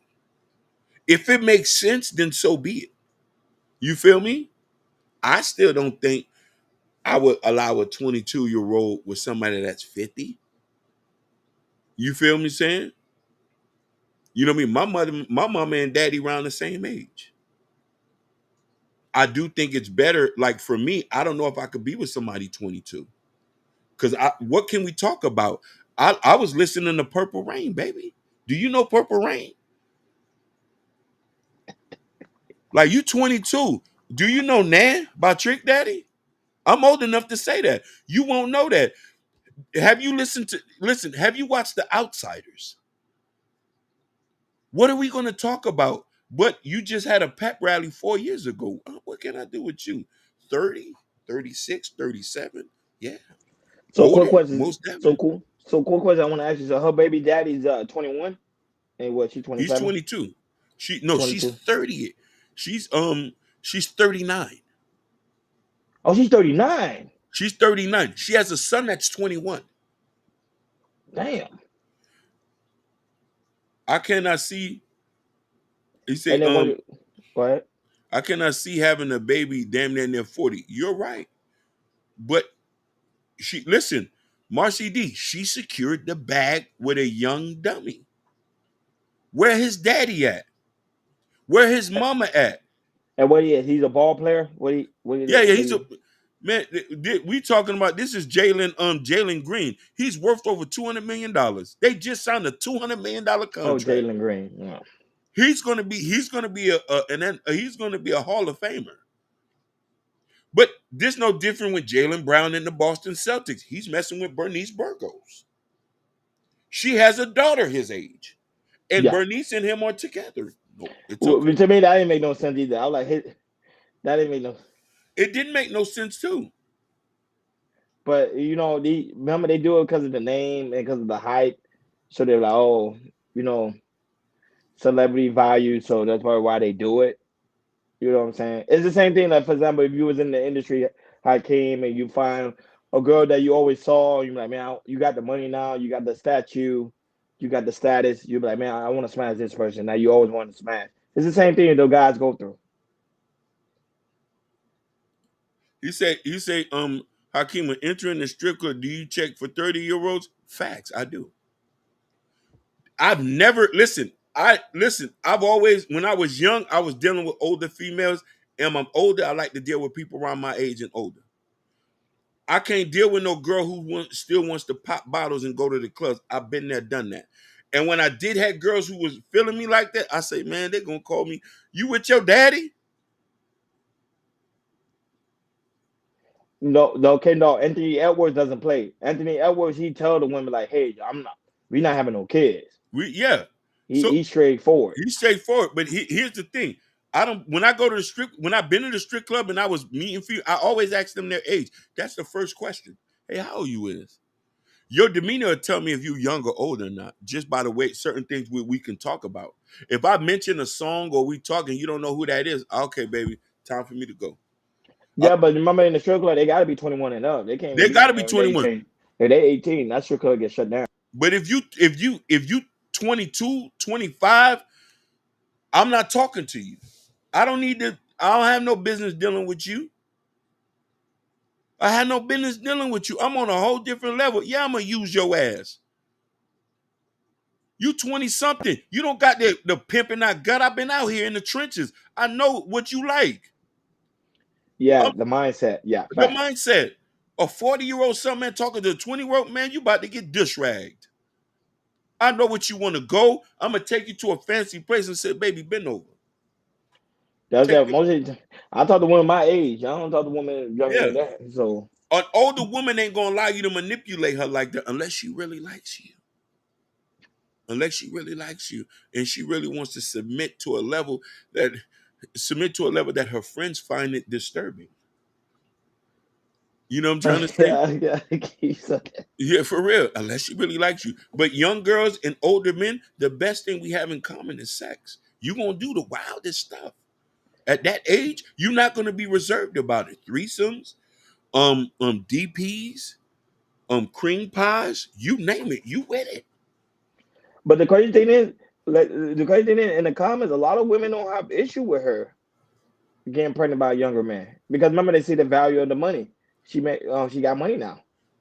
When you're She got a ball player. You're right. When you're so driven by money, your moral compass is off. Then that means you'll do anything for cash. I don't need people around me like that. That means that you stand on nothing. Your foundation is shaky. Listen, just like most pastors are shaky and they're able to manipulate the situation and get that. It's so easy in this day because we know what women want to manipulate a person. $1,000 cash. $1,000 cash. We call that a $1,000 brick of ones. Will make somebody think twice and be like, baby girl, I got $1,000 right here. What you trying to do? Well, someone said in the comment over there in the shade room, they say, okay, men do it all the time. So when a woman does it, now they have a problem with it. So like we said, we don't agree with that here either too. If the woman's not mature enough to handle that, we want to question, say, hey, you know what you're getting yourself into? Because really, best thing y'all gonna have is sexual escapades. Yeah, that's what they're doing it for. It's pretty much for the intimacy part. Yeah, that's it. Sexual escapades. You might get a baby out of it. Then by the time he gets older, you could say my baby daddy's 60 and I'm 35. Yeah, that's what they do. Remember, that's what they do it for. It don't have nothing to do with the guy's mature and this and that. No, they're doing it because of that. Sexual escapade, and mind you, and this is why I say that we want to try to teach women to not be so driven by money. And a lot of us who come from impoverished neighborhoods, as far as females, got to know that there's power in you and your femininity and being a woman. Money ain't everything. It's so sad when we see women would do questionable things, and we talk about young girls with older men for some money. $1,000 cash will make a woman do questionable things. I'm not saying all women, but somebody who's haven't had anybody to provide for them, and they said, baby girl, I got $1,000 right here.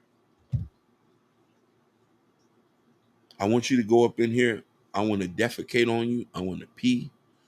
I want to have unprotected sex, and I want to nut on your face. Remember like the movie. I don't remember the movie in the scene of Set It Off where you saw Jada Pinkett Smith in the banker. Yeah, you saw the same thing. The guy was like, "She like, I need some money," and he was like, "Yo, you already know we gonna do it." He knew she was impoverished. Yeah. And she went and slept.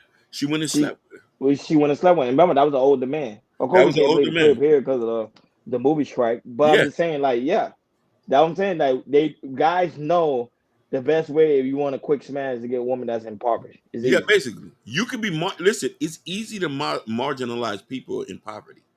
Correct. It's very easy. Yes. Very easy to use and do this. We know this because I've seen this happen right in front of me. Yeah, facts. All the time. Listen, I'm so scarred, ladies, of things that I've seen in the past, being in the trenches.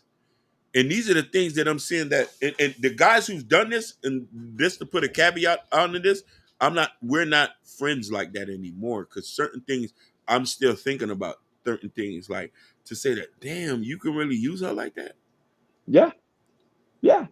And they feel no shame with it either. No shame with it. She say, man, bro, we ain't forcing her to do it. But I'm like, man, kind of she in a position that she needs some help. Why don't you just help out and just be a good guy? He say, you sound like some lover ass nigga talking like that. That's what the nigga told me.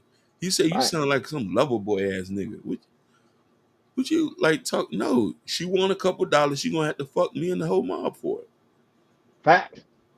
I'm telling you, man, that's how it be, man. But like always, last topic of the day. Mm-hmm. So Steve Skyler was on a feature on a recent podcast with Shannon Sharpe where he pretty much tells Shannon Sharpe how Skip Bayless needs black entertainer to achieve. Because right now, I don't know how Kim, like Undisputed ratings had dropped dramatically. Nobody wants Undisputed ever since Shannon Sharpe left. Undisputed have not been the same. Yeah, they have They have Keyshawn, they have Winston Sherman, they have the great Michael Irvin on the panel. However, it's still not doing the numbers like it used to do where you had Shannon Sharp, because when Shannon Sharp was there, he brought a different value to the show. Pretty much, it was a lot of pushback. It was not all too much agreeing. It was a lot of back and forth, which make it good for the show. Because remember, at the same time, people will tune in to watch that, pretty much to watch that segment, because you had Shannon on one end who was very passionate, will go in on Skip. Then you have Skip on the other hand who would try to bring in that his knowledge, his critiques, and be like, okay, you are wrong. But the numbers have not been the same ever since Shannon Sharp left. So let's watch Steve pretty much talks about what's going on with Skip Bayless. Let's play that clip. Actually, something, man. I watch your ex-partner, not your partner, your ex-host, Skip. I don't even understand why all these other black athletes even go on the show now. I don't even understand what they're doing.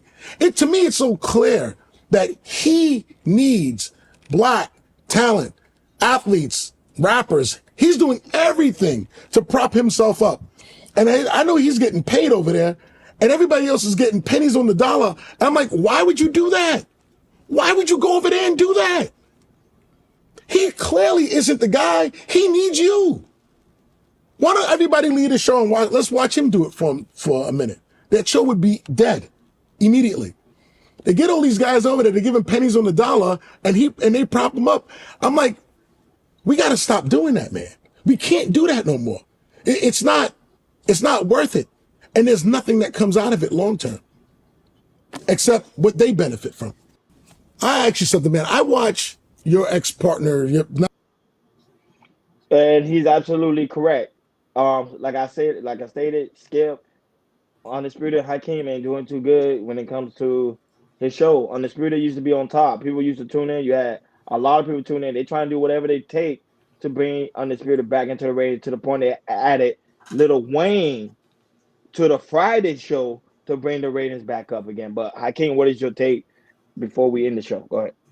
Shout outs to Ashton Wim. The Avengers is in the building. That's our second family over there. You might as well say like we're like adjoining to the hip.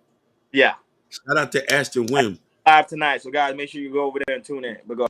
Memphis 10 toes down. West Memphis 10 toes down.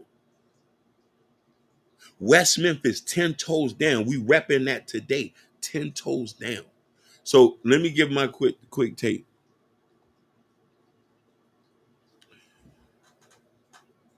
We gotta blame the corporation for letting egotistical maniacs do what they want. This is what it is. If you want to lose a bet, go ahead. Skip is not going to be on the thing for too long. Yes, we need black actors and stuff. We need everybody. Everybody makes a big part in this. Not only Shannon and Skip, some people add an allure to it.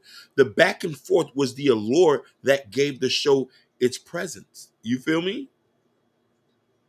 You see what I'm trying to say? And the thing about it is, when you lose your partner, and a lot of people fail to understand too, if the show is built up with just Skip, it probably would, but the show is built up with two people and stuff like that. A lot of people related to Shannon Sharp. A lot of people related to Skip. I related to Shannon Sharp. You know what I mean? I played football in high school. Shannon Sharp is a country boy. We're from the South. Football is big for us. He spoke about how football fed his family and gave perfect exposés from a perspective of a person who plays football. Skip spoke from a person who watched it from the outside looking in. Ashton is a ball player. He played basketball in high school. I played football. We all played sports. Who you think we're gonna look up to more and be more relative to compared to somebody like Skip? For people who didn't do it, he's gonna give a more critiqued idea from a person who looking at stats, not purely based on talent. No, I'm agreeing with you. Facts. Keep going. Yeah. So not purely based on talent. And I want to say this. Urban Noise said something clearly. He said it's not a one-man show. Both had views that was appreciated, most definitely. Steve Stout is speaking For someone who has no idea about this. Now, here's the thing where it starts to become an issue. Why it's viral? Because there was a racial element to it, a racial connotation to it. He said we need to stop doing. Go ahead. No, I'm agree with you. Go ahead. I give you in your bag. Oh Hey, yeah, yeah. He said there was a racial component to it that I think that Steve need to be careful about it, and we need to understand this. Shows, legacies are built with so many different people. You can't help it that it just so happened that Skip was white and Shannon Sharpe was black. At that time when we was watching it, that wasn't the idea of it. Nobody was pertaining to the race, but he mentioning that now that you lost the component that built the show, a lot of people don't understand. It's going to take another 10 years to build what Shannon Sharpe and Skip did together. It can go there if they get the right element in there. You feel me? Prime example, Joe Budden, after losing Rory and Maul, look at the many years it took them to get back a groove. I can honestly say they've even got better since they found the elements of people. This was going to happen. They got to find what it means to do this. So we need to be careful when we bring racial elements onto it and just say that they just had a groove together. No, but let's keep it in mind. I'm gonna talk about this because this actually is a fact.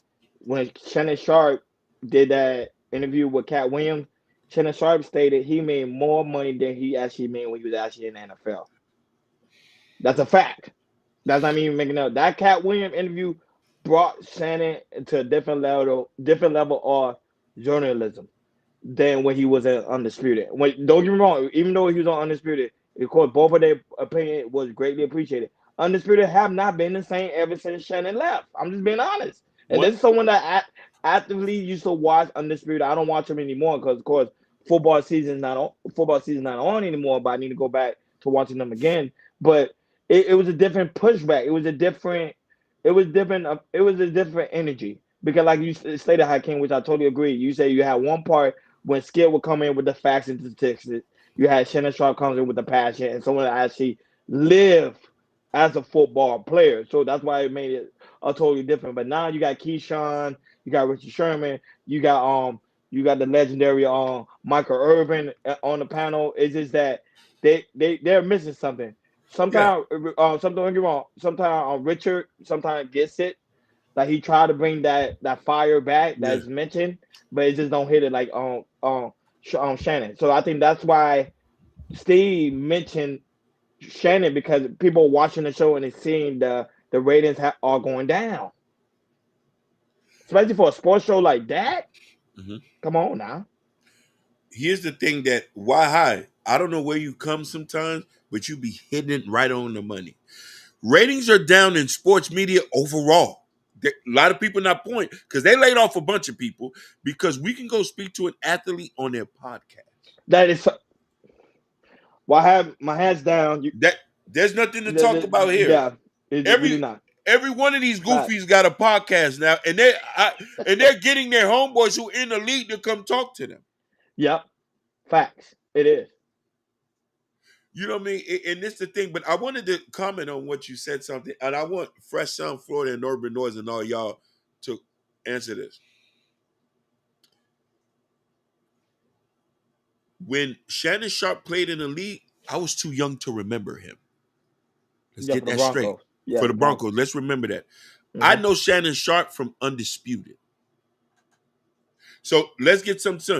He didn't get paid well, but Undisputed gave him a popularity when he shifted off to his own. It's like fitting to people was going to subscribe to him because that's the guy I used to be with Skip. Let me subscribe to him. Facts. So where he didn't get paid at, he got in something that the corporation they built his popularity up. They can't get the same thing with a rapper. After you make a rapper hot and the contract is over, you can't eat off him. You spent millions of dollars of marketing on him. There was millions of dollars of marketing spent on Undisputed, help him to get famous. He became a household. I was too young to know him. I know Deion Sanders,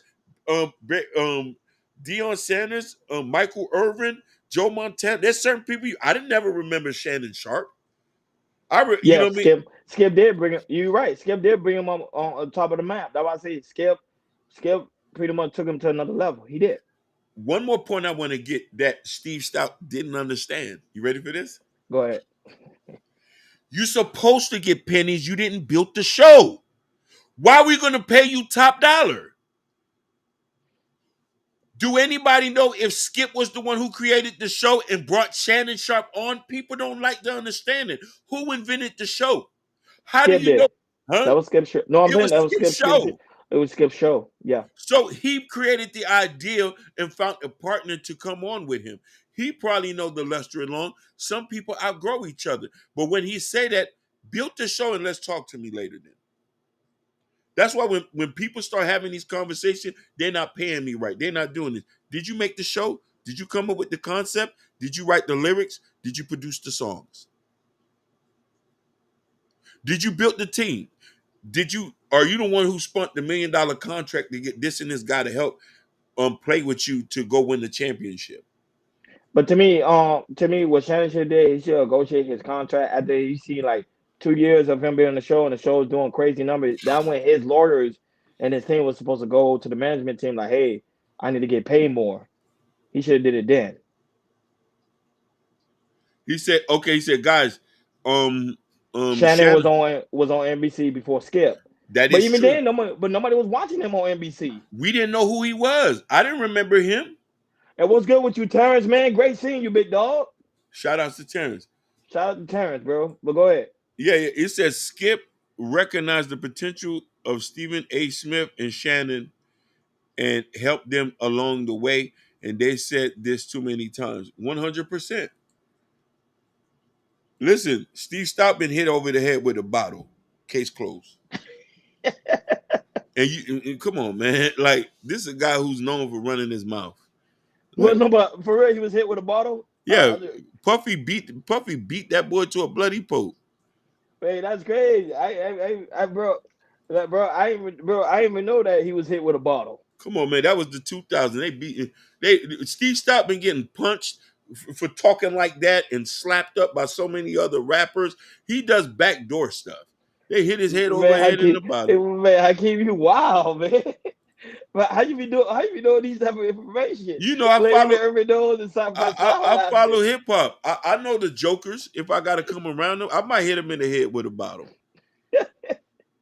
But he do. That was it. I think look, even Kid Dog laughing. Yeah. But that's what happened when you run your mouth. He do run his mouth.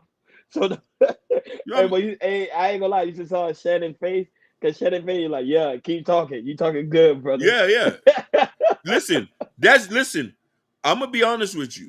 Shannon is not the most articulate. He just know when to shut up.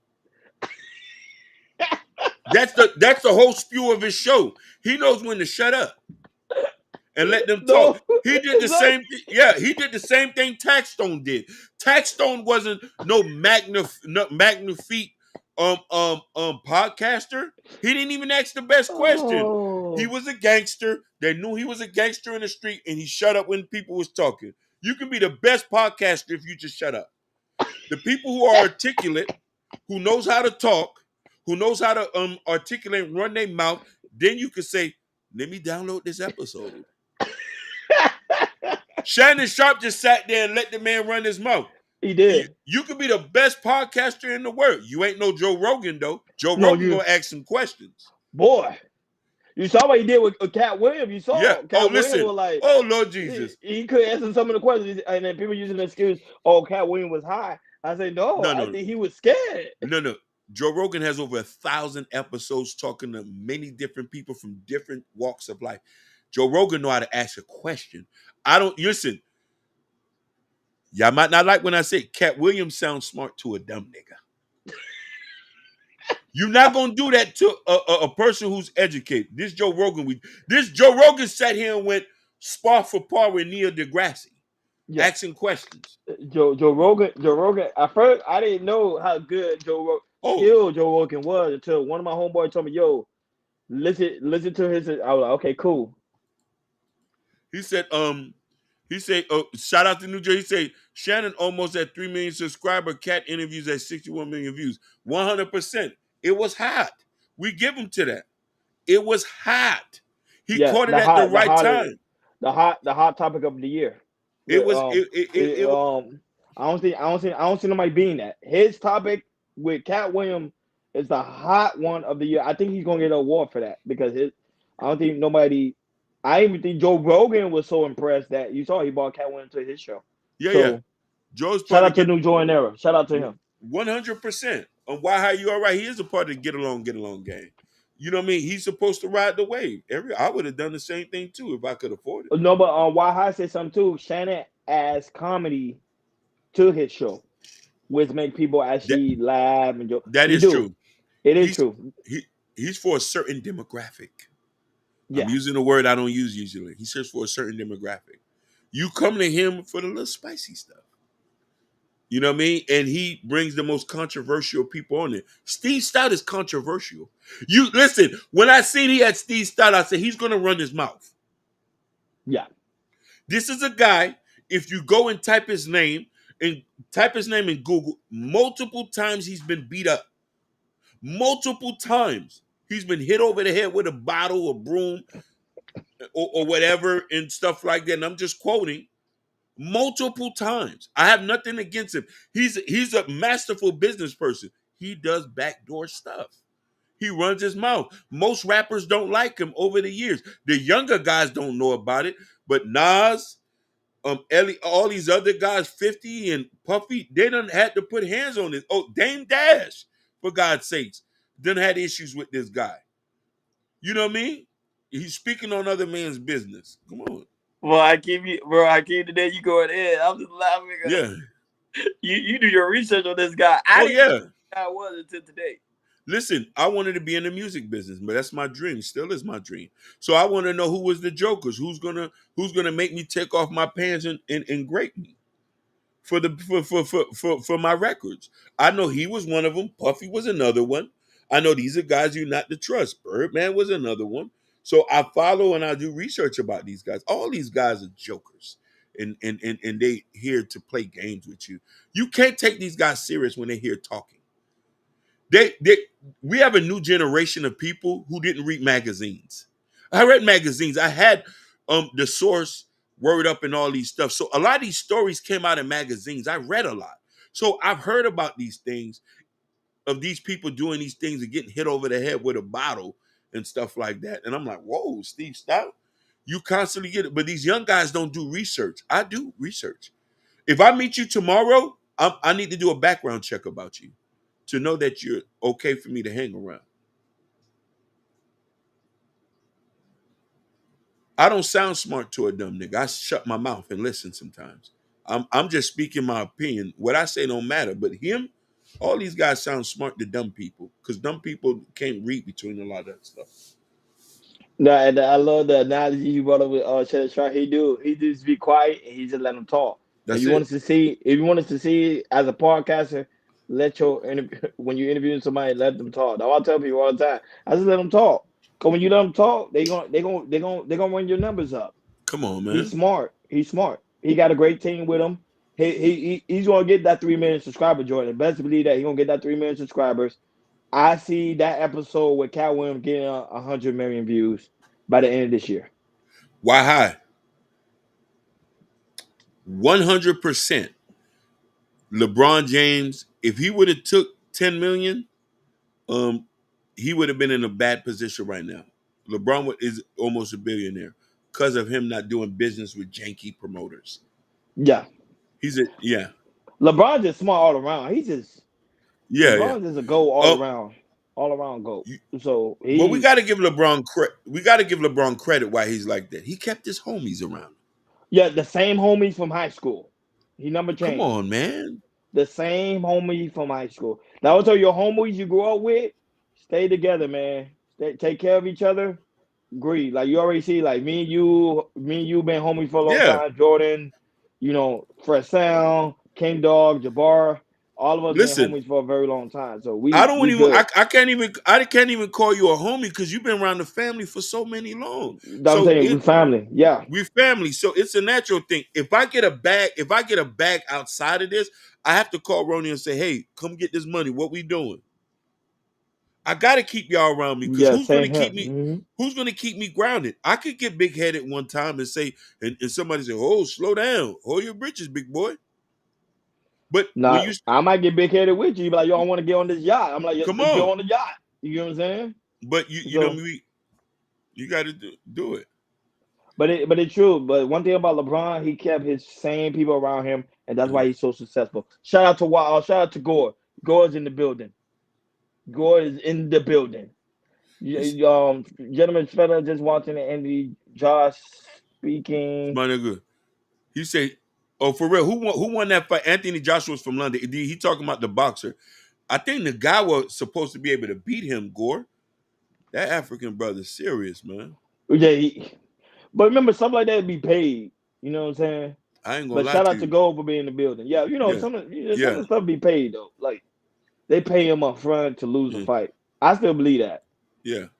That what happened with Mike Tyson. Allegedly, they say Don King told him you gonna lose a fight against Holyfield. He said no because he knew Holyfield was gonna beat him. He said no. Mike Tyson said no. I want to try to knock him out. Oh, you see, look, he said yes. So Nagawa knocked him out.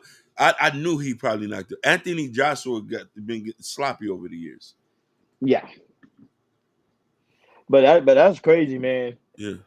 But that being said, man, guys, you already know the routine, guys. On your way out, please make sure you hit that like button. Please make sure you hit that subscribe button. Please make Hey, sure you hit that notification bell on the right-hand side. Remember to click all because we do go live each and every Monday, Wednesday, Friday, 6 o'clock Eastern time. Go ahead, Akeem. yeah. Do you want to play that last video about in 10 years I ain't Oh yeah. yeah. We just play that real. We'll play that real quick. So this clip right here, this actually was we're gonna use this. We're gonna use this. This is actually funny. It's a quick clip. So apparently there was a woman that was married for 10 years. I can't just play the clip. I don't even want to. We're gonna surprise him. Just play the clip. Go ahead. Remember, it's two sides. Go ahead. My name is Sarah, and I'm 28 years old. I've been married for 10 years now. I have 3 beautiful children. I have a great husband. He gives me everything I want. Beautiful, nice house, expensive car. Everything I want, he just gives me. And he always have my back. This man always have my back, and the inside, he's just unreal. It's like, damn. But I have one problem. I think my husband have the smallest dick in this whole wide world. The smallest dick. Like I said, I've been married for 10 years. I never have an orgasm. Never have an orgasm. I've been fake moaning, act like I comes and it's not true. But right now, I'm just sick and tired of it, that the fact that I can come no orgasm and I'm should I tell him? But telling him makes things worse, because the fact that he can change anything about his dick, he can make it bigger. It just going to hurt his feeling to know that it's been 10 years and his wife been lying, faking, and have a side man. What about if he finds out? What about if I lose him? I don't want to lose him, because in the inside, he's everything a woman wants. He's always there. He cook, he's clean. He has a great job, and he loves me. He put me first. I don't know what to do. I don't want to live. Should I tell him? There you have it, Hakeem. Your thoughts. That's fake. That's fake. No, listen. No real woman is going to go on social media and make her husband look like a fool. We need to get, like Gore said, they tired of the actors. Give up the house, give up the cars, and get you a Pookie by the corner store. They can rough you up a little bit. I don't know. I know it's fake, but at the same time, there is women that do have those true experiences. They say they can't. The guy is not performing in the bedroom. A lot of them are upset about it. Some women go days or in years without giving an orgasm. I feel bad for them. Then you know what you was getting into. Give up the cars and the money. Get you a Pookie and Ray Ray. Most men who make a percentage of men who make money can't fuck. Where they got time to practice their backstroke? They got to go out there and make money. You enjoy this 2 minutes. Well, according to the stats show a lot of women are not having orgasm on an alarming rate. It's a fact. Even in marriages, a lot of women are faking their orgasm. You see? Thank you, Marcy D. Listen, a man who doesn't work is going to give you the best sex. Who doesn't work? A man who's doing 14 hours a day or 12 hours, the sex game not going to be on point. If he has a lot of money, you're not going to get the full extent of that back wall. I'm going to give you 2 minutes, guaranteed. I work 12 hours a day. I fall asleep in my car and I run other stuff. 2 minutes, you're guaranteed. Maybe on the weekends, you might get 15. Maybe on the weekends, I might get a little rough with you. But on the weekdays, 2 minutes. You know what I'm saying? But it's a fact. He says, but also an orgasm is different from a nut. She has secret bodily fluids for 10 years. Well, that happened like a mug, boy. He said they always wait on their husband to get it. Yep. He said woke wives take care of their high value wins. That's a fact. He says, damn, no, but let's think about it. If you don't work, you got time to backstroke. If I don't work and I got a woman taking care of me, I'm gonna make sure I'm gonna blow her back out every month. I'm gonna say, go ahead, sit on my face. Yeah, but Mimi is right though. Orgasm is different from a nut. It's two different things. It is. It is. Most of the time, when a man thinks when he give a woman a nut, that's the orgasm. No, it's not. But but if you working like that, how you gonna be able to do backstrokes like that? You better get some vitamins. You better take a cold shower because sometimes cold shower wake you up. Or a golden seal. By the gas station, pop that little pill by the gas station. No, I don't do pills. No pills will mess up your heart rate. No, I rather I give guys credit. You know what I'm saying? And allegedly they say that's how KS died from taking those pills. I'm telling you, those pills and Red Bull. No, I do everything the natural way. You know, like my dad told me, he gave me some remedies. Works. Coconut water, mango. You good, and papaya juice. You good to go. Papaya juice. Listen, yeah. She say, she said some women also got a toy in the bedroom. So yes, women use toys. But to me, I'd rather try to give my woman an orgasm. I don't want her using a toy because then she'll get addicted to the toy. Go ahead. Fresh, I'm saying something weird. Says, so why not tell your husband they're not satisfied? Fresh. I agree. Listen, I agree with Fresh. Go ahead. Fresh, listen. Women are scared because it's a very touchy subject and it could change the dynamic of the relationship. When you tell him his D not working, he's not putting it down, he's going to feel insecure. And he might not be able to nut after that. He's not. We all know that it takes at least a week or two on constant sex for you to get a rhythm and groove. To pound it out. That's, you know what I mean? That's why you got to get married, so you can pound it out, so you can get to the point where she can say, baby, you did it to me tonight. Hey, Gordon, Gordon laughing. I'm like, Gordon, don't be laughing. We being mature right now. We having a conversation. We having a mature, yeah. A woman not going to get satisfied, so you're going to have to implement some things. It's best to get married. That's why I'm asking for on-demand sex. No, Kendall, there is therapy. There's sex. You go to sex therapy to get the therapy, whatever you're lacking. They'll teach you what to do. Go ahead. But Ken Dog, for you to become a good sex partner, you got to have sex regularly. It takes practice and repetition, and you're learning your person's body. You're never going to listen, if I just met you and I tap just one time and I can't tap again, the sex going to be garbage. Hey, why I say, Ron, if Jay Prince is elected 2024, ban all sex toys. Well, I'm gonna be a part of his camp, so his cabinet. So I can probably I can do. Yeah. He say, Marcy D say some men can't handle that kind of honesty. No, they can. It's a shot to an ego. You know what I mean? Our love language is physical touch. So we get the satisfaction thinking and knowing that we please you. When that doesn't, especially if you're a man who don't make a lot of money, because you know what I mean, your worth is tied to your sex and the amount of money you look and your looks. If you're missing two, one got to make sense. If all three don't make sense, he's gonna cry in the corner and eat ice cream. Wait, you say cry in the corner and eat ice cream? Yeah, or pop a couple beers back. Oh man. Most women like a man enough where they're willing to deal with mundane sex. Not that, but can a man actually do surgery to increase his size? I heard you could pump it up a little bit. You could put a shot. You know what I mean? That doesn't mean I was thinking about doing it, but I've heard you could. So that's real? That's real? Yeah. You can get an injection to get that meat fat. Pause. Yeah. Pause. But I'm just saying, like, that's crazy. If that look, even for sound laughing, I never heard. Yeah. You know, but just like people are doing surgery to become taller, I wish I was a little bit taller. You can get that meat. You can get that meat. Pause. You can get that meat enlarged.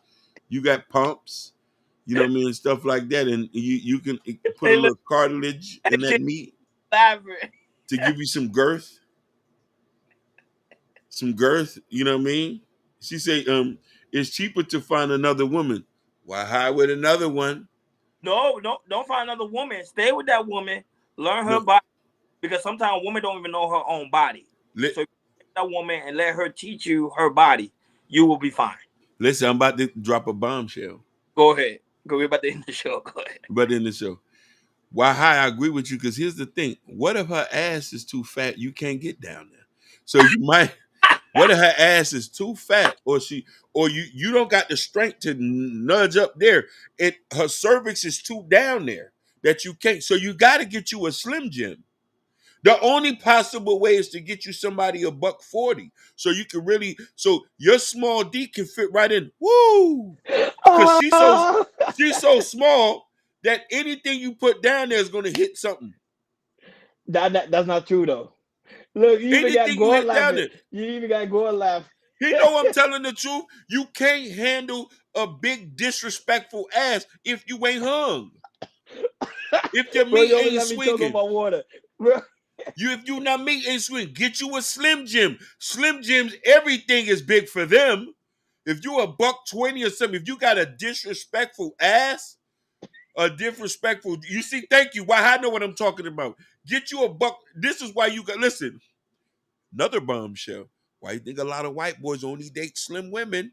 Because you know that package, the package might not be hung.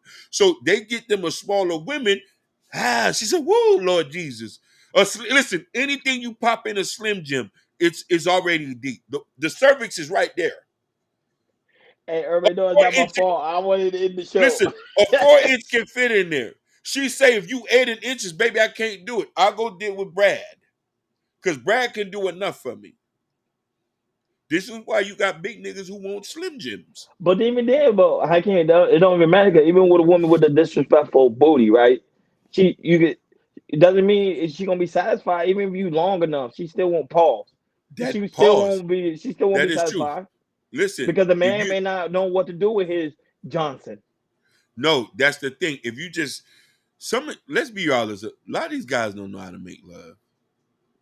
They don't know that they don't know that you gotta like swing your hips, swing your hips.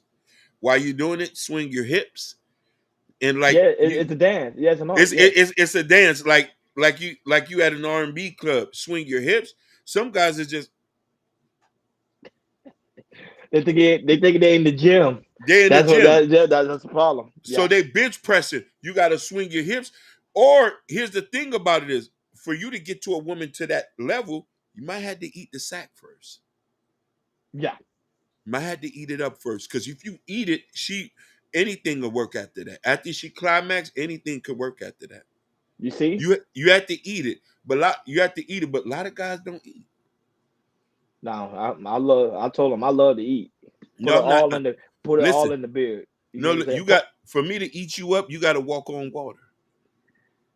She got to be clean though. Of course, you got to walk on water. You got to be clean. You know what I mean? This is why I got to get married to do that. I got to get married to do that, so we can do nasty. Oh no, Kendall, chaos at the dark is coming soon. It's coming. But for now, we over there at Genesis at the dark. Genesis at the dark. Oh, listen, let's not forget the Avengers with Ashton and Mimi. They be over there doing their thing with Mimi and them. They get it popping. I'll be over there at the dark too with the crew. Chaos at the dark. That's on Patreon. That's coming soon. But we're not gonna do that on YouTube. We're not gonna do that. But listen, Ashton handled that for us right now. She said, "LOL After Dark is crazy."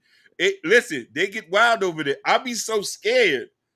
I ain't gonna lie to you. When you're around beautiful women, I am a little bit timid. Yeah, Ashton Weaves. Y'all go subscribe to Ashton Weaves. They be going crazy over there. Listen, Mimi, Queen Mimi, drop that link in the description, Queen. Drop that link in the description. Listen, it's 11 people on here. I need y'all to go subscribe to Ashton Weems, my brother, Memphis, 10 toes down. 10 toes. Subscribe to Ashton Weems. I'm about to be over there after I pop 2 Red Bulls. I'm going to be over there after I pop 2 Red Bulls so I can get loose. No, it's not lies. She said we love her. Listen, we love being over there with you, Queen. We love being over there with you and Ashton, Thanos.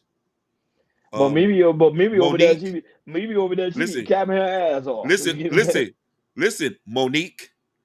Listen, you surprised I remember her name. Your best friend, Monique, Jayla, Princess Kimi, E Black. Do I need to keep going? Stan. I know the whole crew. Yeah, y'all, you even know Stan? I didn't even know Stan. I know the whole. Listen, they're like we're family now. Hold on, I'm gonna drop it right now. Yeah. But I think you even know. Yeah, she put it in the chat. There you go. She put it in the chat. Queen. Yeah, you know me. Mimi's the excellent co-host. She has a great perspective. And you know me, subscriber. They got some good content over there. We need to run their channel up to 1,000 subscribers. We need to run their channel. Yeah, there's thousands of subscribers over there, just like you run us up. Tell Monique I say hi. Listen, I know she probably said, because Monique, you ain't been over there in a while, but we did not forget you. Because listen, you gotta love your girl Mimi because she stamped you hard. She stamped you so hard and say, I know that's her sister. I stopped calling you her best friend. I say that's her sister. Yeah, that's like her sister. That's like her sister. They lock 10 toes in. Even though they say when we come to Dallas, they would take us out. Cap. I know it's Cap. I tell them all the time. I be like, Cap. Yeah, I'll be trying to go over there looking for a fight. You get what I'm saying? Listen. If y'all want a good lab, good entertainment, go over there to Ashton. Ashton be holding it down. Hakeem literally do. He be over there. Literally. I'll be over there. I'm sure Hakeem put his cap off. He be relaxing loose. And I'll be laughing at work. Not only that, if we come to Dallas, we ain't gonna let no woman pay for us. I'm pulling out the satchel. We listen. When we pull out the satchel, we about to spend some money on some young ladies over there. Come on, let's go ahead. We pulling out the satchel. Man, Hakeem, you something else, man. But like always, it's time to end the show. It is time to end the show. Hakeem, the show is over. If you want to see Hakeem get loose with it, go to Ashton over there. He be over there. And also Genesis at the dark as well. He let his hat loose. You get what I'm saying? But guys, like always, make sure on your way out, please make sure you hit that like button. Please make sure you hit that subscribe button. Please make sure you hit that notification bell on the right-hand side. Remember, we do go live each and every Monday, Wednesday, Friday, 6 o'clock Eastern time. Like always, thank you, Kendall. Thank you, the lovely Mimi was in the building. Thank you for Monique. Whoa. Mimi and Monique is in here. Mimi and Monique is like pretty brown, driving me wild. Whoa, Monique is in the building? Pretty brown, driving me wild. Shout out to Monique for being in the Monique is Hakeem's fault. It's not me, it's this guy. I'm pointing at this guy. Yeah. Listen, I'm high. Listen, I done popped like 4 Red Bulls. I'm gonna pop 2 more. I've been losing, and I went to sleep today. This is when I go to sleep. Peace and hair, Christian. Love you. Marcy D. Yeah, peace to Marcy D was Peace, also man. in the building. She coming over here from Genesis After Dark. Yeah. Genesis After Dark. The Sim girls are in the building. Sim Sim angels are in the building. Shout out And to the- you guys. Shout out to and the the lovely Avengers. Sherry Bryan. Shout out to the lovely Bobby Bryan was also in the building. Shout Yeah. out to Urban Noise, First Time Florida. Shout out to my homeboy Claus. Claus. Morales was in the building. Armando Shout out to Rivera. my other homeboy from the Armando job. Shout out Rivera. to Armando Rivera. He was in the building. He's actually over there in the Twitch world where he do Okay. screaming on video games and stuff like that. For him to come by, I really do greatly appreciate it. Appreciate it. And show you how Hakeem people actually do watch the show. Shout out to my brother Gore. Shout out to Nidus, who also was in the building. Liberated Soul, who was in the building.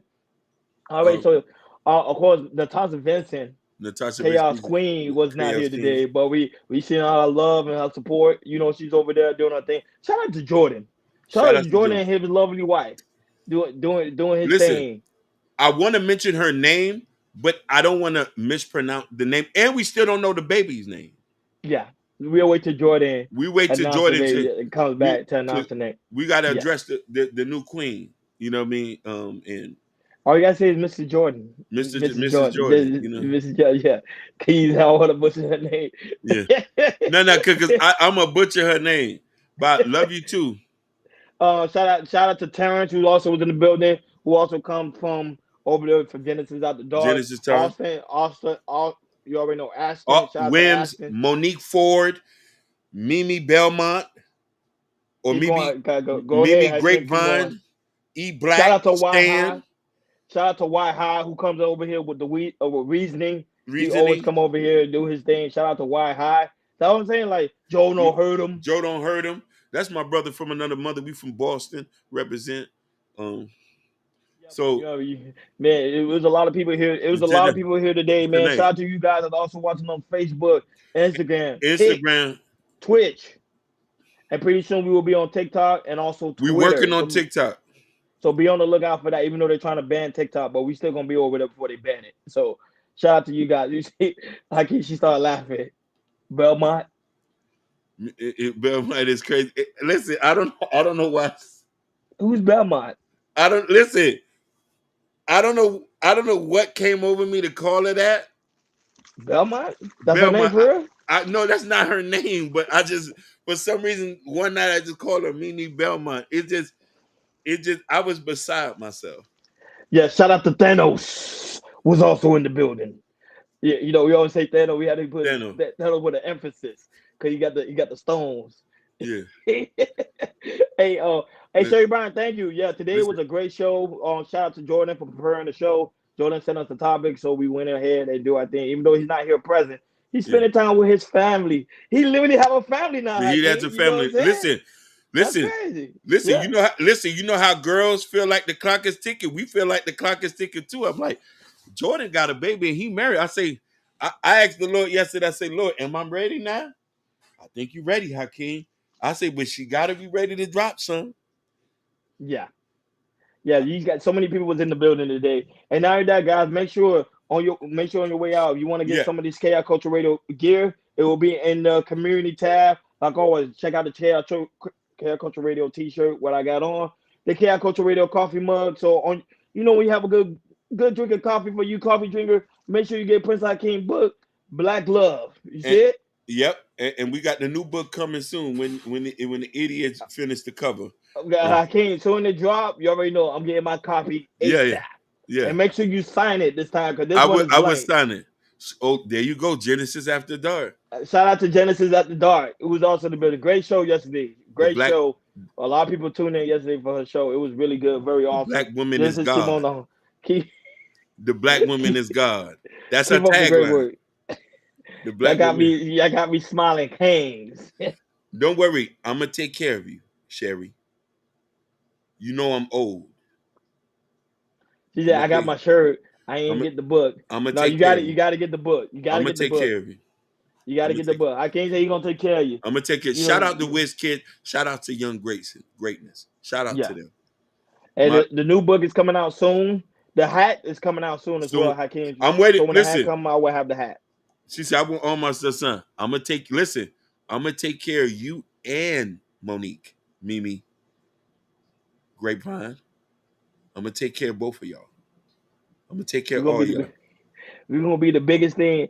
And not only that, but shout out to you guys that also download our content because we over 10K of downloads. Downloads on. This month alone we added more to the 10K, so we Yep. had like 500 more downloads. So Yep. shout out to you guys that actually go and download our content. We really do greatly appreciate it. You don't understand. I mean, people from Africa, from the UK, it's Indeed. crazy. Shout out to Zara B for bringing her fans over here today. Like, you know, that's how it works, man. Like you guys, you making Chaos Culture Radio bigger than us. We'll see you over there too, Queen. Yeah. So make sure y'all go and subscribe to Ashton because you be doing crazy Ashton content. Wims. It's tagged. It's tagged in my description. And also on Chaos. Go ahead. Mimi, Monique, Jayla. They're gonna be over there. They're gonna rock it tonight. And don't forget on Saturday they're gonna have the speed dating show. I'm saying this. Yeah, they're gonna have the speed dating show. You know what I mean? And it's gonna get popping over there. We so will how be can you gonna be speed dating? You gonna speed date? I'm not worthy to speed date. I'm still a little crazy. I'm not worried. Like, you know, I got wants that most people can't fit. So I'm just here out in the wilderness right now. Hey, no, hey, Genesis, react to the last part of the show. I'm gonna send you the clip. It was a woman. She was upset she didn't have an orgasm. I came did his breakdown, his take on it. Yeah. So react to the last part. That one is going. That's when it's funny. I'm just gonna see the video of it so you can check it out. But go ahead. Let them know. For anybody who's watching, we're not suckers here. You can react, clip our shows, do whatever you want with it. We're family here. So don't be scared to clip, slice, and dice. And that our brothers on the Ashton Wing channel, everybody, I want y'all to do, that's family over there. So don't be scared to react to our shows, clip, slice, and dice, remix, do whatever. This is for the world. Yeah, Genesis, I gave you his IG. I sent his information on IG, so just go over there, hit him up. I'm gonna take care of you. The Black woman is God. I'm gonna take care of you. Now I gotta create a list now because I gotta take care of all y'all. Yeah, Sherry, her, and Mimi, just take care of them. Do what we do. Let me know, and we'll just do what we do. So, like all guys, thank you for Chaos Culture Radio. Y'all enjoy your weekend. Party hard, party safe. If you're in Miami, make sure for spring break, make sure they're doing a lot of different things. So it ain't the same spring break this year. So just be careful. Miami ain't playing this year. Like always, we over and out. Peace. OD, we'll take care of you too. We will take care. Hakeem Bello. We'll take care of you. Don't worry. I'm gonna take care of all y'all. Man, you take care of women. What about the men? No, I'm gonna take care of the men too. I take care of the men too. Listen, I'm gonna take care of you too. I'm gonna take care of all y'all. But we out of here. We out of here. We over it.